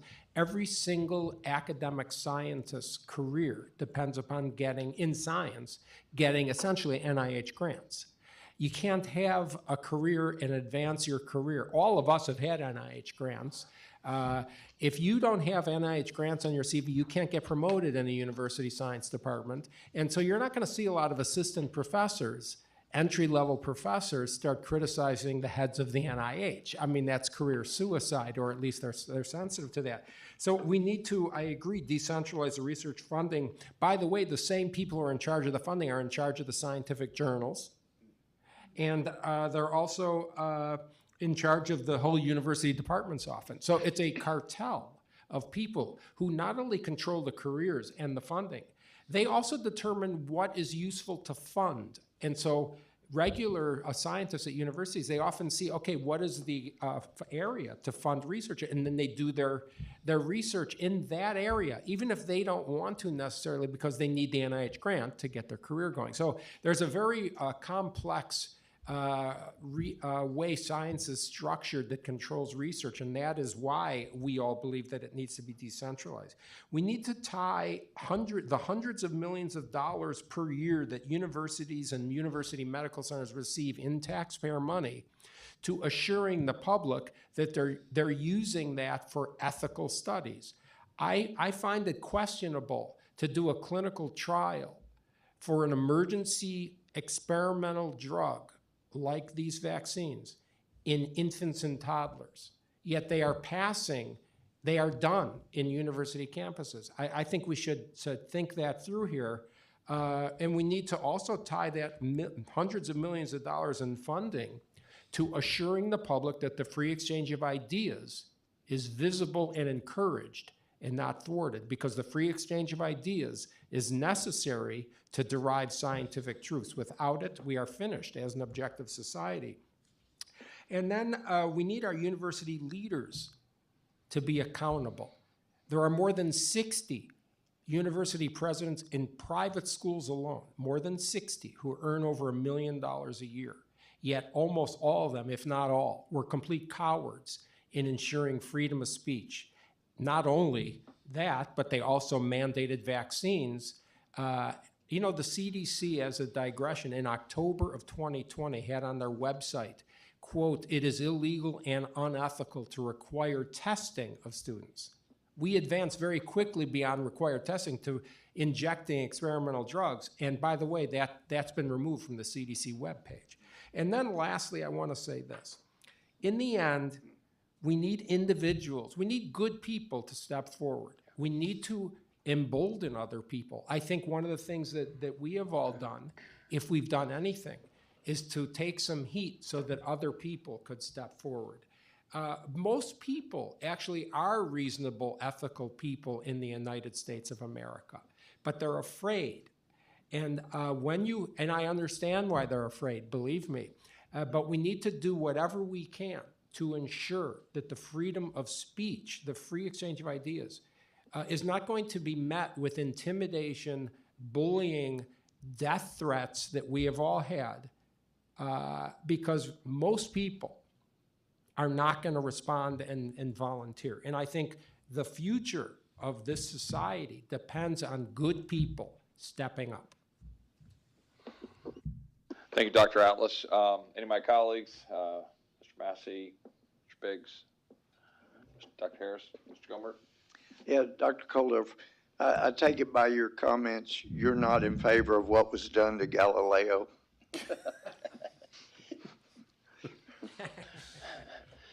I have a follow-up on that. I'll allow you to answer, sure. It took 359 years for the Catholic Church to formally admit that the earth moved and Galileo was right. I'm taking the over on how long the lockdowns are going to take to admit they were wrong. Actually, can I just say one thing about that? Mr. Massie? The Great Barrington Declaration was nothing new. Galileo said something revolutionary and new. We said something that was known for a century. It's how we manage old pandemics. So we don't need to go back to Galileo. I mean, what we did was just wrong from the get-go, and it was clearly wrong, a deviation from standard pandemic responses, and we need to find out why. Thank you, Mr. Massie. I just want to say, in the beginning, the smart people understood what was going to happen at the end of all of this, that the politicians would say, we trusted the scientists, and the scientists were wrong. And so the politicians would get off the hook. And then the scientists wouldn't be on the hook. They don't get elected. They're not voted on. And that's the problem that we have. And people were predicting that within the 15 days to slow the spread, right? Yeah. That was the prediction that people made that is coming true right now. And I think it was Dr. Atlas who made the point, it's up to the people who vote to hold the politicians accountable for trusting the garbage science, for listening to the garbage science when they had gold science telling them that that was garbage science. Politicians aren't expected to be scientists, but they're expected to make judgments based on advice. And they just failed to do that. They failed to get the right advisors. And I thank you all for speaking out and being the right advisors all along that should have been listened to. And thank you, Chip, for holding this, to making sure that we don't forget. I mean, we can't just, Dr. Atlas is very charitable. He doesn't want to go, prosecuting people and whatnot, but we do need to hold them accountable, to his point. And we just can't forget. We need to, and I know that's why you had this hearing. There's going to be a lot of, hey, let's just move on. And we don't necessarily need to put people in jail, although I'm not against it. But we do need to hold them accountable. I will, unless there's anything else from my friends from Arizona or Maryland, I just want to say thank you, not just for being here, gentlemen, today, taking the trip across the country and from different places and other events that you had here in D.C. today. Thank you for being willing to stand out and say the truth when a whole lot of the world was against you, when you were being censored, when you were being silenced. Thank you for doing that. It's been critically important to have your voices out there, to be able to inform what we're trying to do to get the truth to more Americans so that they can know what their government, frankly, has done to them. That's what we're here to talk about. That's what we're here to expose. On January 3rd, a Republican majority has an obligation, a duty, to bring forth and the truth for the American people about what their government did to them through the power of government, sharing misinformation, the kinds of things that this country has always stood athwart. This country's greatness comes from our dependence on truth and seeking the truth wherever it may lead, to quote Thomas Jefferson, to ensure that the rule of law exists and is strong, and to put those ideals above individuals. We put our faith in principles, not in princes, and that's where we've run awry. We objectify individuals. We have people going around, worshiping at the feet of a bureaucratic doctor, making claims, and we've gone through that here today. But it is critical that we seek the truth. It's critical that there's accountability. This is step one. Your presence here today is extremely helpful. I want to thank the Heritage Foundation. I want to thank all the staff that were involved with this, all the people that helped get the videos out and all this stuff on social media. I want to thank all those that are watching online. I've got a lot of social media that people are watching online. I want to thank Fox News and others that are here to cover it, and all the reporters that are here. We'll be happy to talk to you afterwards. But again, thank you all very much, and God bless you.